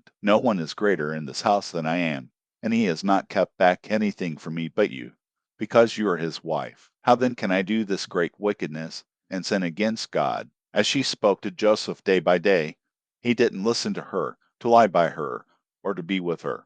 About this time, he went into the house to do his work, and there were none of the men of the house inside. She caught him by his garment, saying, lie with me. He left his garment in her hand, and ran outside. When she saw that he had left his garment in her hand, and had run outside, she called to the men of her house, and spoke to them, saying, Behold, he has brought a Hebrew unto us to mock us. He came into me to lie with me, and I cried with a loud voice. When he heard that I lifted up my voice and cried, he left his garment by me, and ran outside. She laid up his garment by her, until his master came home. She spoke to him according to these words, saying, The Hebrew servant, whom ye have brought to us, came into me to mock me. And as I lifted up my voice and cried, he left his garment by me, and ran outside. When his master heard the words of his wife, which she spoke to him, saying, This is what your servant did to me, his wrath was kindled. Joseph's master took him, and put him into the prison, the place where the king's prisoners were bound, and he was there in custody. But the Lord was with Joseph, and showed kindness to him, and gave him favor in the sight of the keeper of the prison. The keeper of the prison committed to Joseph's hand all the prisoners who were in the prison. Whatever they did there, he was responsible for it. The keeper of the prison didn't look after anything that was under his hand, because the Lord was with him, and that which he did, the Lord made it prosper. Genesis chapter 40. After these things, the butler of the king of Egypt and his baker offended their lord, the king of Egypt. Pharaoh was angry with his two officers, the chief cupbearer and the chief baker. He put them in custody in the house of the captain of the guard, into the prison, the place where Joseph was bound. The captain of the guard assigned them to Joseph, and he took care of them. They stayed in prison many days. They both dreamed a dream, each man his dream, and one night, each man according to the interpretation of his dream, the cupbearer and the baker of the king of Egypt, who were bound in the prison. Joseph came into them in the morning, and saw them, and saw that they were sad. He asked Pharaoh's officers who were with him in custody in his master's house, saying, Why do you look so sad today? They said to him, We have dreamed a dream, and there is no one who can interpret it. Joseph said to them, Don't interpretations belong to God? Please tell it to me. The chief cupbearer told his dream to Joseph, and said to him, In my dream, behold, a vine was in front of me, and in the vine were 3 branches. It was as though it budded, it blossomed, and its clusters produced ripe grapes. Pharaoh's cup was in my hand, and I took the grapes, and pressed them into Pharaoh's cup, and I gave the cup into Pharaoh's hand. Joseph said to him, This is its interpretation. The 3 branches are 3 days. Within 3 more days, Pharaoh will lift up your head, and restore you to your office. You will give Pharaoh's cup into his hand, the way you did when you were his cupbearer. But remember me when it is well with you. Please show kindness to me, and make mention of me to Pharaoh, and bring me out of this house. For indeed, I was stolen away out of the land of the Hebrews, and here also I have done nothing that they should put me into the dungeon. When the chief baker saw that the interpretation was good, he said to Joseph, I also was in my dream, and behold, 3 baskets of white bread were on my head. In the uppermost basket there were all kinds of baked food for Pharaoh, and the birds ate them out of the basket on my head. Joseph answered, This is its interpretation. The 3 baskets are 3 days. Within 3 more days, Pharaoh will lift up your head from off you, and will hang you on a tree, and the birds will eat your flesh from off you. On the 3rd day, which was Pharaoh's birthday, he made a feast for all his servants, and he lifted up the head of the chief cupbearer and the head of the chief baker among his servants. He restored the chief cupbearer to his position again, and he gave the cup into Pharaoh's hand. But he hanged the chief baker, as Joseph had interpreted to them. Yet the chief cupbearer didn't remember Joseph, but forgot him. Genesis chapter 41. At the end of 2 full years, Pharaoh dreamed, and behold, he stood by the river. Behold, 7 cattle came up out of the river. They were sleek and fat, and they fed in the marsh grass. Behold, 7 other cattle came up after them out of the river, ugly and thin, and stood by the other cattle on the brink of the river. The ugly and thin cattle ate up the 7 sleek and fat cattle. So Pharaoh awoke. He slept and dreamed a second time, and behold, 7 heads of grain came up on one stalk, healthy and good. Behold, 7 heads of grain, thin and blasted with the east wind, sprung up after them. The thin heads of grain swallowed up the 7 healthy and full ears. Pharaoh awoke, and behold, it was a dream. In the morning, his spirit was troubled, and he sent and called for all of Egypt's magicians and wise men. Pharaoh told them his dreams, but there was no one who could interpret them to Pharaoh. Then the chief cupbearer spoke to Pharaoh, saying, I remember my faults today. Pharaoh was angry with his servants, and put me in custody in the house of the captain of the guard, with the chief baker. We dreamed a dream in one night, he and I. Each man dreamed according to the interpretation of his dream. There was with us there a young man, a Hebrew, servant to the captain of the guard, and we told him, and he interpreted to us our dreams. He interpreted to each man according to his dream. As he interpreted to us, so it was. He restored me to my office, and he hanged him. Then Pharaoh sent and called Joseph, and they brought him hastily out of the dungeon.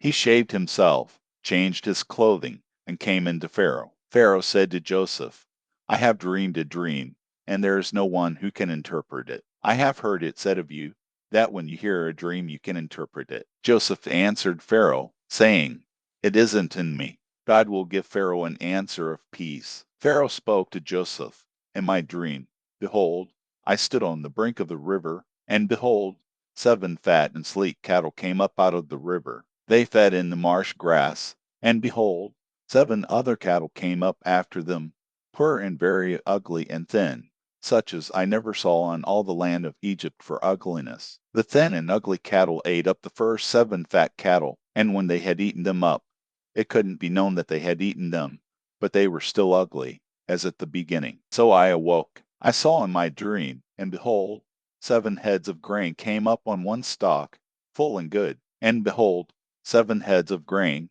withered, thin, and blasted with the east wind, sprung up after them. The thin heads of grain swallowed up the 7 good heads of grain. I told it to the magicians, but there was no one who could explain it to me. Joseph said to Pharaoh, The dream of Pharaoh is one. What God is about to do he has declared to Pharaoh. The 7 good cattle are 7 years, and the 7 good heads of grain are 7 years. The dream is one. The 7 thin and ugly cattle that came up after them are 7 years, and also the 7 empty heads of grain blasted with the east wind. They will be 7 years of famine. That is the thing which I have spoken to Pharaoh. God has shown Pharaoh what he is about to do. Behold, 7 years of great plenty throughout all the land of Egypt are coming. 7 years of famine will arise after them, and all the plenty will be forgotten in the land of Egypt. The famine will consume the land, and the plenty will not be known in the land by reason of that famine which follows, for it will be very grievous. The dream was doubled to Pharaoh, because the thing is established by God, and God will shortly bring it to pass. Now therefore let Pharaoh look for a discreet and wise man, and set him over the land of Egypt. Let Pharaoh do this, and let him appoint overseers over the land, and take up the 5th part of the land of Egypt's produce in the 7 plenteous years. Let them gather all the food of these good years that come, and store grain under the hand of Pharaoh for food in the cities, and let them keep it. The food will be to supply the land against the 7 years of famine, which will be in the land of Egypt, so that the land will not perish through the famine. The thing was good in the eyes of Pharaoh, and in the eyes of all his servants. Pharaoh said to his servants, Can we find such a one as this, a man in whom is the Spirit of God? Pharaoh said to Joseph, Because God has shown you all of this, there is no one so discreet and wise as you. You shall be over my house. All my people will be ruled according to your word. Only in the throne I will be greater than you. Pharaoh said to Joseph, Behold, I have set you over all the land of Egypt. Pharaoh took off his signet ring from his hand, and put it on Joseph's hand, and arrayed him in robes of fine linen, and put a gold chain about his neck. He made him ride in the 2nd chariot which he had. They cried before him, Bow the knee. He set him over all the land of Egypt. Pharaoh said to Joseph, I am Pharaoh. Without you, no man shall lift up his hand or his foot in all the land of Egypt. Pharaoh called Joseph's name Zaphanath-Paneah. He gave him Asenath, the daughter of Potiphar, priest of On, as a wife. Joseph went out over the land of Egypt. Joseph was 30 years old when he stood before Pharaoh king of Egypt. Joseph went out from the presence of Pharaoh, and went throughout all the land of Egypt. In the 7 plenteous years the earth produced abundantly. He gathered up all the food of the 7 years which were in the land of Egypt, and laid up the food in the cities. He stored food in each city from the fields around that city. Joseph laid up grain as the sand of the sea, very much, until he stopped counting, for it was without number. To Joseph were born 2 sons before the year of famine came, whom Asenath, the daughter of Potiphar, priest of On, bore to him. Joseph called the name of the firstborn Manasseh, for, he said, God has made me forget all my toil and all my father's house. The name of the second he called Ephraim, for God has made me fruitful in the land of my affliction. The 7 years of plenty that were in the land of Egypt came to an end. The 7 years of famine began to come, just as Joseph had said.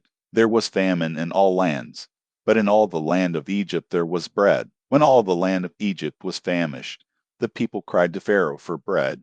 And Pharaoh said to all the Egyptians, Go to Joseph. What he says to you, do. The famine was over all the surface of the earth. Joseph opened all the storehouses and sold to the Egyptians. The famine was severe in the land of Egypt. All countries came into Egypt to Joseph to buy grain, because the famine was severe in all the earth.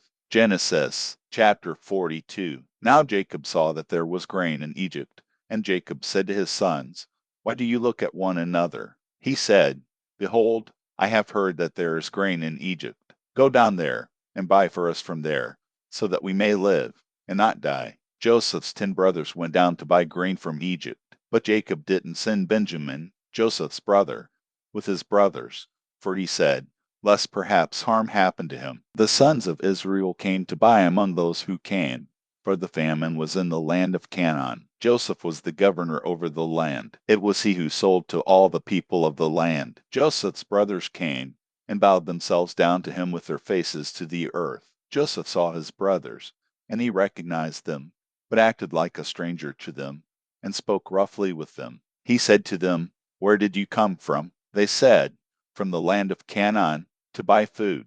Joseph recognized his brothers, but they didn't recognize him. Joseph remembered the dreams which he dreamed about them, and said to them, You are spies. You have come to see the nakedness of the land. They said to him, No, my lord, but your servants have come to buy food.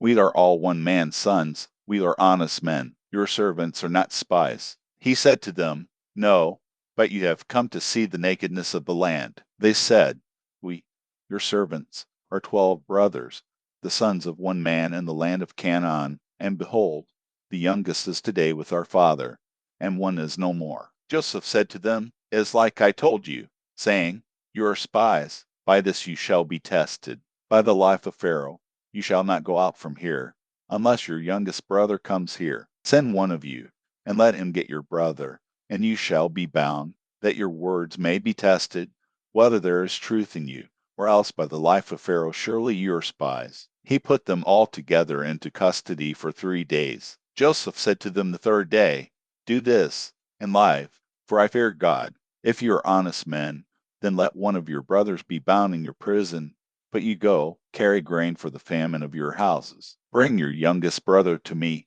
so will your words be verified, and you won't die. They did so. They said to one another, We were certainly guilty concerning our brother, in that we saw the distress of his soul, when he begged us, and we wouldn't listen. Therefore this distress has come upon us. Reuben answered them, saying, Didn't I tell you, saying, Don't sin against the child, and you wouldn't listen? Therefore also, behold, his blood is required. They didn't know that Joseph understood them, for there was an interpreter between them. He turned himself away from them, and wept. Then he returned to them, and spoke to them, and took Simon from among them, and bound him before their eyes. Then Joseph gave a command to fill their bags with grain, and to restore each man's money into his sack, and to give them food for the way. So it was done to them. They loaded their donkeys with their grain, and departed from there. As one of them opened his sack to give his donkey food in the lodging place, he saw his money. Behold,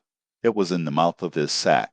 He said to his brothers, My money is restored. Behold, it is in my sack. Their hearts failed them, and they turned trembling to one another, saying, What is this that God has done to us? They came to Jacob their father, to the land of Canaan, and told him all that had happened to them, saying, The man, the lord of the land, spoke roughly with us, and took us for spies of the country. We said to him, We are honest men. We are no spies. We are 12 brothers. sons of our father. One is no more, and the youngest is today with our father in the land of Canaan. The man, the Lord of the land, said to us, By this I will know that you are honest men. Leave one of your brothers with me, and take grain for the famine of your houses, and go your way. Bring your youngest brother to me. Then I will know that you are not spies, but that you are honest men. So I will deliver your brother to you, and you shall trade in the land. As they emptied their sacks, behold, each man's bundle of money was in his sack. When they and their father saw their bundles of money, they were afraid. Jacob, their father, said to them, You have buried me, O my children. Joseph is no more, Simon is no more, and you want to take Benjamin away. All these things are against me. Reuben spoke to his father, saying, Kill my 2 sons, if I don't bring him to you. Entrust him to my care, and I will bring him to you again. He said, My son shall not go down with you, for his brother is dead, and he only is left. If harm happens to him along the way in which you go, then you will bring down my gray hairs with sorrow to Sheol. Genesis chapter 43. The famine was severe in the land. When they had eaten up the grain which they had brought out of Egypt, their father said to them, Go again, buy us a little more food. Judah spoke to him, saying, The man solemnly warned us, saying, You shall not see my face, unless your brother is with you. If you'll send our brother with us, we'll go down and buy you food. But if you don't send him, we won't go down. For the man said to us, You shall not see my face, unless your brother is with you. Israel said, Why did you treat me so badly, telling the man that you had another brother? They said, The man asked directly concerning ourselves, and concerning our relatives, saying, Is your father still alive? Have you another brother? We just answered his questions. Is there any way we could know that he would say, Bring your brother down? Judah said to Israel, his father, Send the boy with me, and we'll get up and go, so that we may live, and not die, both we and you, and also our little ones. I'll be collateral for him. From my hand will you require him. If I don't bring him to you, and set him before you, then let me bear the blame forever. For if we hadn't delayed, surely we would have returned a second time by now. Their father, Israel, said to them, If it must be so, then do this, take from the choice fruits of the land in your bags, and carry down a present for the man, a little balm, a little honey, spices and myrrh, nuts and almonds, and take double money in your hand, and take back the money that was returned in the mouth of your sacks. Perhaps it was an oversight. Take your brother also, get up, and return to the man. May God Almighty give you mercy before the man, that he may release to you your other brother and Benjamin. If I am bereaved of my children, I am bereaved. The men took that present, and they took double money in their hand, and Benjamin, and got up, went down to Egypt, and stood before Joseph. When Joseph saw Benjamin with them, he said to the steward of his house, Bring the men into the house, and butcher an animal, and prepare, for the men will dine with me at noon. The man did as Joseph commanded, and the man brought the men to Joseph's house. The men were afraid, because they were brought to Joseph's house, and they said, Because of the money that was returned in our sacks the first time, we're brought in, that he may seek occasion against us, attack us, and seize us as slaves, along with our donkeys. They came near to the steward of Joseph's house, and they spoke to him at the door of the house, and said, Oh, my lord, we indeed came down the first time to buy food. When we came to the lodging place, we opened our sacks, and behold, each man's money was in the mouth of his sack, our money in full weight. We have brought it back in our hand. We have brought down other money in our hand to buy food. We don't know who put our money in our sacks. He said, Peace be to you. Don't be afraid. Your God, and the God of your father, has given you treasure in your sacks. I received your money. He brought Simon out to them. The man brought the men into Joseph's house, and gave them water, and they washed their feet. He gave their donkeys fodder. They prepared the present for Joseph's coming at noon, for they heard that they should eat bread there. When Joseph came home, they brought him the present which was in their hand into the house, and bowed themselves down to the earth before him. He asked them of their welfare, and said, Is your father well? The old man of whom you spoke, is he yet alive? They said, Your servant, our father, is well. He is still alive. They bowed down humbly. He lifted up his eyes, and saw Benjamin, his brother, his mother's son, and said, "Is this your youngest brother, of whom you spoke to me?" He said, "God be gracious to you, my son." Joseph hurried, for his heart yearned over his brother, and he sought a place to weep. He entered into his room, and wept there. He washed his face, and came out. He controlled himself, and said, "Serve the meal." They served him by himself, and them by themselves, and the Egyptians who ate with him by themselves, because the Egyptians don't eat with the Hebrews, for that is an abomination to the Egyptians. They sat before him, the firstborn according to his birthright, and the youngest according to his youth, and the men marveled with one another. He sent portions to them from before him, but Benjamin's portion was 5 times as much as any of theirs. They drank and were merry with him. Genesis chapter 44. He commanded the steward of his house, saying, "Fill the men's sacks with food, as much as they can carry, and put each man's money in his sack's mouth. Put my cup, the silver cup, and the sack's mouth of the youngest, with his grain money." He did according to the word that Joseph had spoken. As soon as the morning was light, the men were sent away, they and their donkeys. When they had gone out of the city, and were not yet far off, Joseph said to his steward, "Up, follow after the men. When you overtake them, ask them, 'Why have you rewarded evil for good? Isn't this that from which my Lord drinks, and by which he indeed divines? You have done evil in so doing.'" He overtook them, and he spoke these words to them. They said to him, "Why does my Lord speak such words as these? Far be it from your servants that they should do such a thing. Behold, the money, which we found in our sacks' mouths, we brought again to you out of the land of Canaan. How then should we steal silver or gold out of your Lord's house? With whomever of your servants it is found, let him die, and we also will be my Lord's slaves." He said, "Now also let it be according to your words. He with whom it is found will be my slave, and you will be blameless." Then they hurried, and each man took his sack down to the ground, and each man opened his sack. He searched, beginning with the oldest, and ending at the youngest. The cup was found in Benjamin's sack. Then they tore their clothes, and each man loaded his donkey, and returned to the city. Judah and his brothers came to Joseph's house, and he was still there. They fell on the ground before him. Joseph said to them, "What deed is this that you have done? Don't you know that such a man as I can indeed do divination?" Judah said, "What will we tell my Lord? What will we speak? How will we clear ourselves? God has found out the iniquity of your servants. Behold, we are my Lord's slaves, both we and he also in whose hand the cup is found." He said, "Far be it from me that I should do so. The man in whose hand the cup is found, he will be my slave. But as for you, go up in peace to your father." Then Judah came near to him, and said, "Oh, my Lord, please let your servant speak a word in my Lord's ears, and don't let your anger burn against your servant, for you are even as Pharaoh." My Lord asked his servants, saying, "Have you a father or a brother?"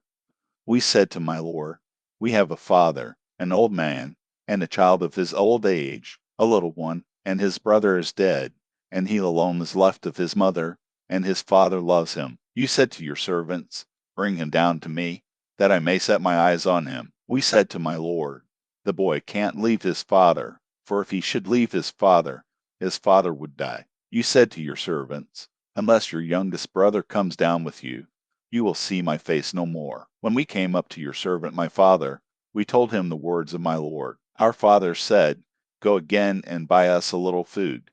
We said, 'We can't go down. If our youngest brother is with us, then we will go down, for we may not see the man's face, unless our youngest brother is with us.' Your servant, my father, said to us, 'You know that my wife bore me 2 sons. One went out from me, and I said, Surely he is torn in pieces, and I haven't seen him since. If you take this one also from me, and harm happens to him, you will bring down my gray hairs with sorrow to Sheol. Now therefore when I come to your servant my father, and the boy is not with us, since his life is bound up in the boy's life, it will happen, when he sees that the boy is no more, that he will die. Your servants will bring down the gray hairs of your servant, our father, with sorrow to Sheol. For your servant became collateral for the boy to my father, saying, If I don't bring him to you, then I will bear the blame to my father forever. Now therefore, please let your servant stay instead of the boy, my Lord's slave."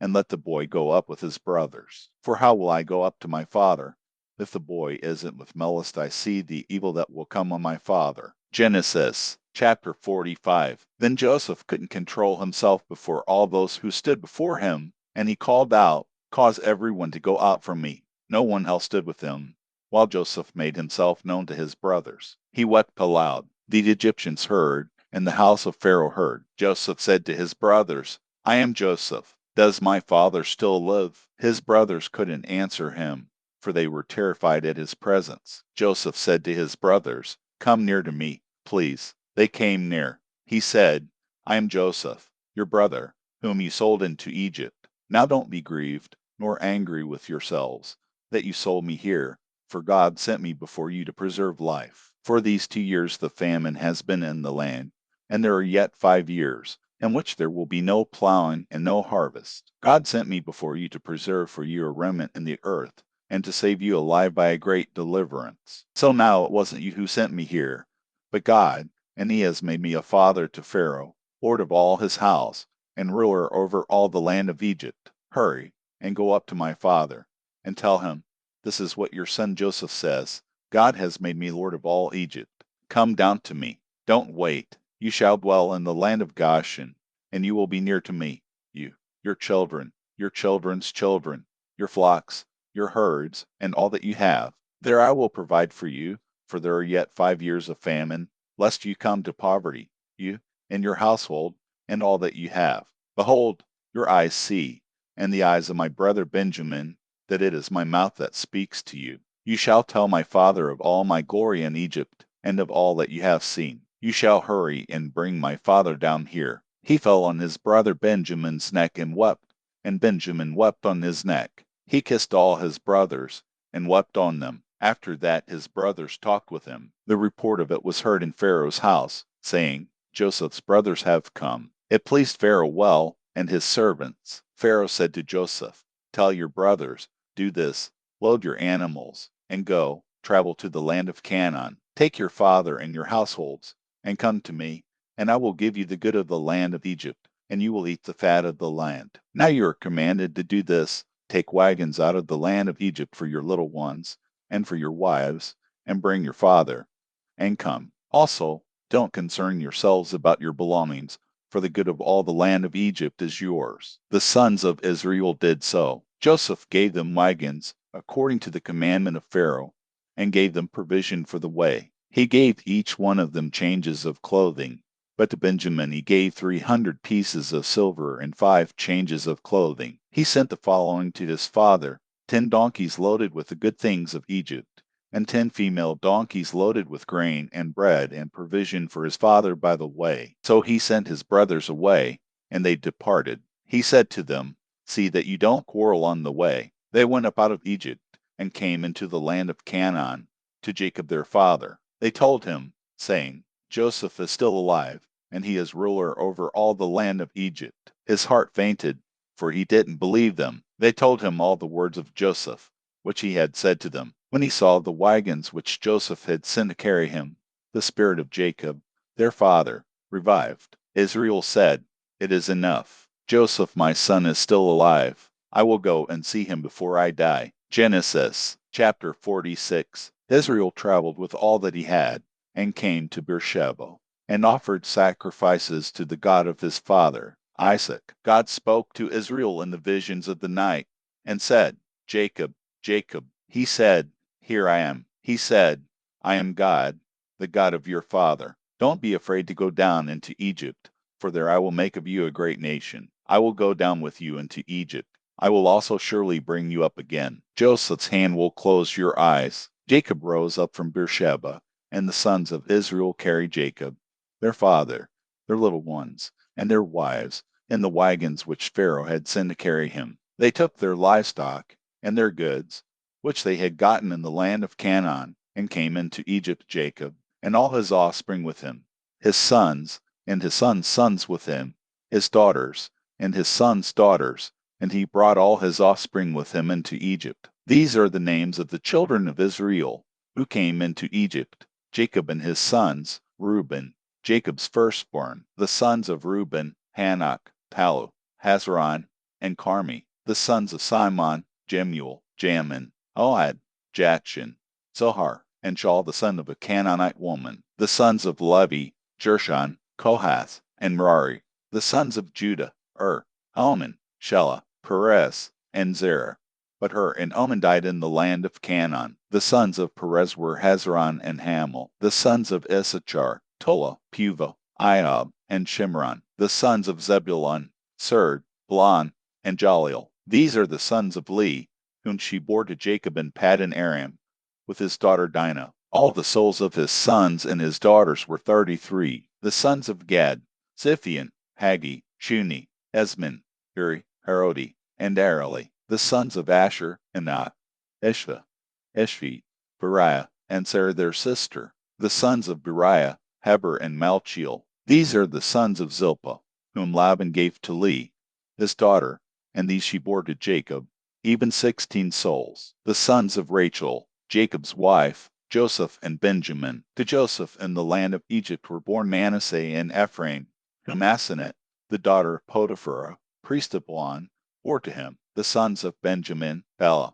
Betcher, Ashbel, Jerah, Naaman, Ahai, Rosh, Muppin, Huppin, and Ard. These are the sons of Rachel, who were born to Jacob. All the souls were 14. The son of Dan, Hushim. The sons of Naphtali, Jaziel, Guni, Jezer, and Shillem. These are the sons of Bilhah, whom Laban gave to Rachel, his daughter, and these she bore to Jacob. All the souls were 7. All the souls who came with Jacob into Egypt, who were his direct offspring, in addition to Jacob's sons' wives, all the souls were 66. The sons of Joseph, who were born to him in Egypt, were 2 souls. All the souls of the house of Jacob, who came into Egypt, were 70. Jacob sent Judah before him to Joseph, to show the way before him to Goshen, and they came into the land of Goshen. Joseph prepared his chariot, and went up to meet Israel, his father, in Goshen. He presented himself to him, and fell on his neck, and wept on his neck a good while. Israel said to Joseph,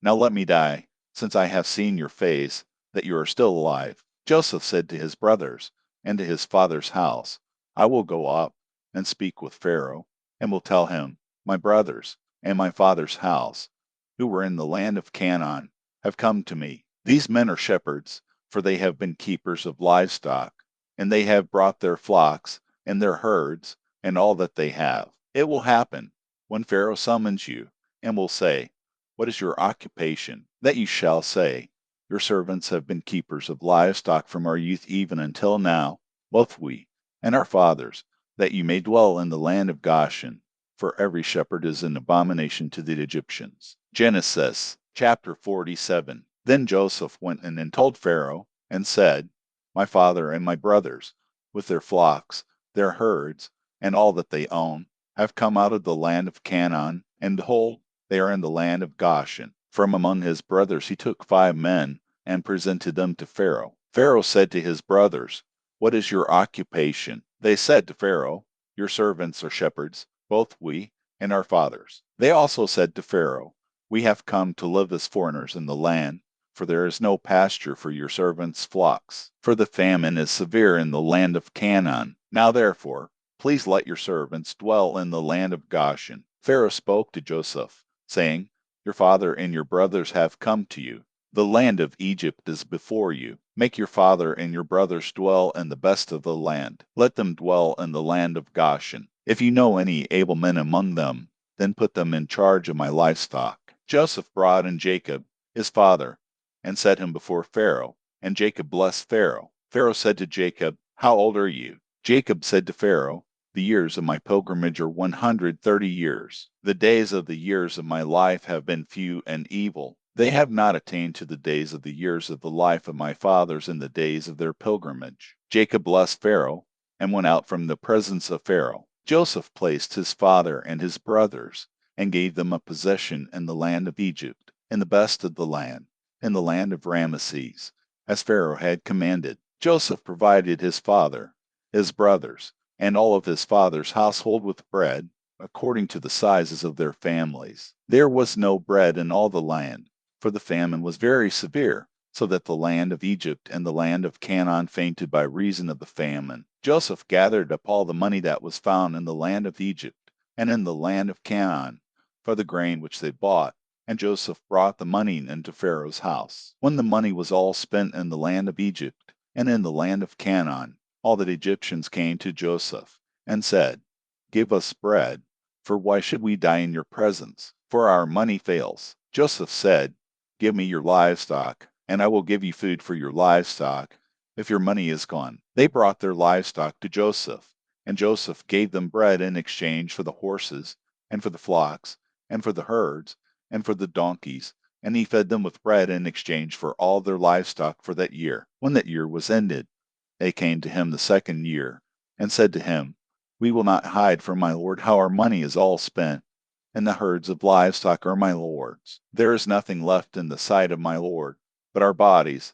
and our lands. Why should we die before your eyes, both we and our land? Buy us and our land for bread, and we and our land will be servants to Pharaoh. Give us seed, that we may live, and not die, and that the land won't be desolate." So Joseph bought all the land of Egypt for Pharaoh, for every man of the Egyptians sold his field, because the famine was severe on them, and the land became Pharaoh's. As for the people, he moved them to the cities from one end of the border of Egypt even to the other end of it. Only he didn't buy the land of the priests, for the priests had a portion from Pharaoh, and ate their portion which Pharaoh gave them. That is why they didn't sell their land. Then Joseph said to the people, "Behold, I have bought you and your land today for Pharaoh. Behold, here is seed for you, and you shall sow the land. It will happen at the harvest that you shall give a fifth to Pharaoh, and 4 parts will be your own, for seed of the field, for your food, for them of your households, and for food for your little ones." They said,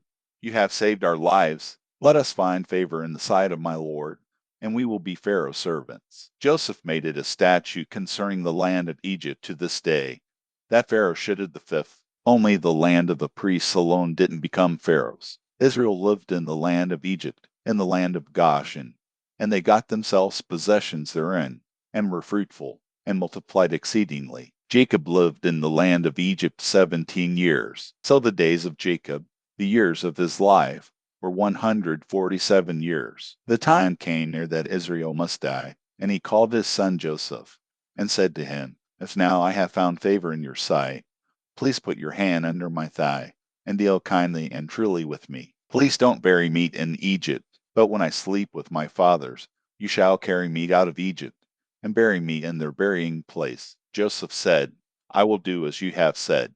Israel said, "Swear to me," and he swore to him. Then Israel bowed himself on the bed's head. Genesis chapter 48. After these things, someone said to Joseph, "Behold, your father is sick." He took with him his 2 sons, Manasseh and Ephraim. Someone told Jacob and said, "Behold, your son Joseph comes to you." And Israel strengthened himself and sat on the bed. Jacob said to Joseph, "God Almighty appeared to me at Luz in the land of Canaan, and blessed me, and said to me, Behold, I will make you fruitful, and multiply you, and I will make of you a company of peoples, and will give this land to your offspring after you for an everlasting possession. Now your 2 sons, who were born to you in the land of Egypt before I came to you into Egypt, are mine. Ephraim and Manasseh, even as Reuben and Simon, will be mine. Your offspring, whom you become the father of after them, will be yours. They will be called after the name of their brothers in their inheritance. As for me, when I came from Paddan, Rachel died beside me in the land of Canaan on the way, when there was still some distance to come to Ephrath, and I buried her there on the way to Ephrath, also called Bethlehem. Israel saw Joseph's sons, and said, "Who are these?" Joseph said to his father, "They are my sons, whom God has given me here." He said, "Please bring them to me, and I will bless them." Now the eyes of Israel were dim for age, so that he couldn't see well. Joseph brought them near to him, and he kissed them and embraced them. Israel said to Joseph, "I didn't think I would see your face, and behold, God has let me see your offspring also." Joseph brought them out from between his knees, and he bowed himself with his face to the earth. Joseph took them both, Ephraim in his right hand toward Israel's left hand, and Manasseh in his left hand toward Israel's right hand, and brought them near to him. Israel stretched out his right hand, and laid it on Ephraim's head, who was the younger, and his left hand on Manasseh's head, guiding his hands knowingly, for Manasseh was the firstborn. He blessed Joseph, and said, "The God before whom my fathers Abraham and Isaac walked, the God who has fed me all my life long to this day, the angel who has redeemed me from all evil, bless the lads, and let my name be named on them, and the name of my fathers Abraham and Isaac. Let them grow into a multitude upon the earth." When Joseph saw that his father laid his right hand on the head of Ephraim, it displeased him. He held up his father's hand to remove it from Ephraim's head to Manasseh's head. Joseph said to his father, "Not so, my father, for this is the firstborn. Put your right hand on his head." His father refused and said,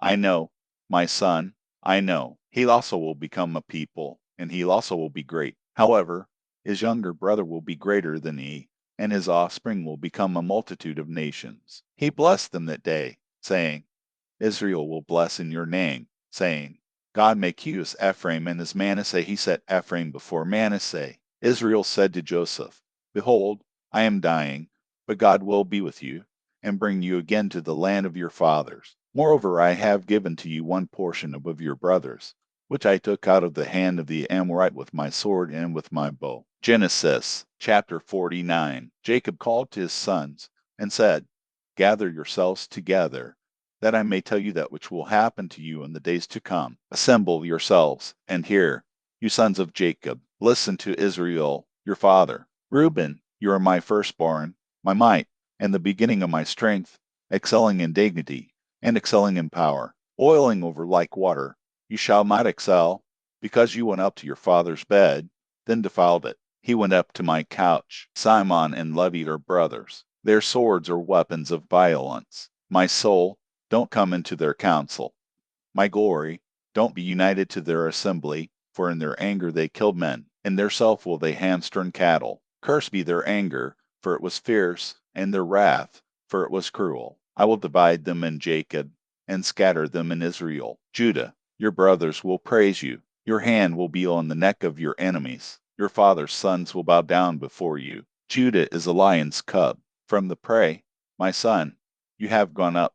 He stooped down. He crouched as a lion, as a lioness. Who will rouse him up? The scepter will not depart from Judah, nor the ruler's staff from between his feet, until he comes to whom it belongs. The obedience of the peoples will be to him. Binding his foal to the vine, his donkey's colt to the choice vine. He has washed his garments in wine, his robes in the blood of grapes. His eyes will be red with wine, his teeth white with milk. Zebulun will dwell at the haven of the sea. He will be for a haven of ships. His border will be on Sidon. Issachar is a strong donkey, lying down between the saddlebags. He saw a resting place, that it was good, the land, that it was pleasant. He bows his shoulder to the burden, and becomes a servant doing forced labor. Dan will judge his people as one of the tribes of Israel. Dan will be a serpent on the trail, an adder in the path, that bites the horse's heels, so that his rider falls backward. I have waited for your salvation, Lord. A troop will press on Gad, but he will press on their heel. Asher's food will be rich. He will produce royal dainties. Naphtali is a doe set free, who bears beautiful fawns. Joseph is a fruitful vine by a spring. His branches run over the wall. The archers have severely grieved him, shot at him, and persecuted him. But his bow remained strong. The arms of his hands were made strong by the hands of the mighty one of Jacob. From there is the shepherd, the stone of Israel, even by the God of your father, who will help you, by the Almighty, who will bless you, with blessings of heaven above, blessings of the deep that lies below, blessings of the breasts and of the womb. The blessings of your father have prevailed above the blessings of my ancestors, above the boundaries of the ancient hills. They will be on the head of Joseph, on the crown of the head of him who is separated from his brothers. Benjamin is a ravenous wolf. In the morning he will devour the prey. At evening he will divide the plunder. All these are the 12 tribes of Israel, and this is what their father spoke to them, and blessed them. He blessed every one according to his own blessing. He instructed them, and said to them, I am to be gathered to my people. Bury me with my fathers in the cave that is in the field of Ephron the Hittite, in the cave that is in the field of Machpelah, which is before Mamre, in the land of Canaan, which Abraham bought with a field from Ephron the Hittite as a burial place. There they buried Abraham and Sarah, his wife. There they buried Isaac and Rebekah, his wife, and there I buried Leah. The field and the cave that is therein, which was purchased from the children of Heth. When Jacob finished charging his sons, he gathered up his feet into the bed, breathed his last breath, and was gathered to his people. Genesis chapter 50. Joseph fell on his father's face, wept on him, and kissed him. Joseph commanded his servants, the physicians, to embalm his father, and the physicians embalmed Israel. 40 days were used for him, for that is how many days it takes to embalm. The Egyptians wept for Israel for 70 days. When the days of weeping for him were past, Joseph spoke to Pharaoh's staff, saying, If now I have found favor in your eyes, please speak in the ears of Pharaoh, saying, My father made me swear, saying, Behold, I am dying. Bury me in my grave which I have dug for myself in the land of Canaan. Now therefore, please let me go up and bury my father, and I will come again. Pharaoh said, Go up and bury your father, just like he made you swear. Joseph went up to bury his father, and with him went up all the servants of Pharaoh, the elders of his house, all the elders of the land of Egypt, all the house of Joseph, his brothers, and his father's house. Only their little ones, their flocks, and their herds, they left in the land of Goshen. Both chariots and horsemen went up with him. It was a very great company. They came to the threshing floor of Anad, which is beyond the Jordan, and there they lamented with a very great and severe lamentation. He mourned for his father 7 days. When the inhabitants of the land, the Canaanites, saw the mourning in the floor of Anad, they said, This is a grievous mourning by the Egyptians. Therefore its name was called Abel Mizraim, which is beyond the Jordan. His sons did to him just as he commanded them, for his sons carried him into the land of Canaan, and buried him in the cave of the field of Machpelah, which Abraham bought with the field, as a possession for a burial site, from Ephron the Hittite, near Mamre. Joseph returned into Egypt, he, and his brothers, and all that went up with him to bury his father, after he had buried his father. When Joseph's brothers saw that their father was dead, they said, It may be that Joseph will hate us, and will fully pay us back for all the evil which we did to him. They sent a message to Joseph, saying, Your father commanded before he died, saying, You shall tell Joseph, Now please forgive the disobedience of your brothers, and their sin, because they did evil to you. Now, please forgive the disobedience of the servants of the God of your father. Joseph wept when they spoke to him. His brothers also went and fell down before his face, and they said, Behold, we are your servants. Joseph said to them, Don't be afraid, for am I in the place of God? As for you, you meant evil against me, but God meant it for good, to save many people alive, as is happening today. Now therefore don't be afraid. I will provide for you and your little ones. He comforted them and spoke kindly to them. Joseph lived in Egypt, he and his father's house. Joseph lived 110 years. Joseph saw Ephraim's children to the 3rd generation. The children also of Machir, the son of Manasseh, were born on Joseph's knees. Joseph said to his brothers, I am dying, but God will surely visit you and bring you up out of this land to the land which he swore to Abraham, to Isaac, and to Jacob. Joseph took an oath from the children of Israel, saying, God will surely visit you, and you shall carry out my bones from here. So Joseph died, being 110 years old, and they embalmed him, and he was put in a coffin in Egypt.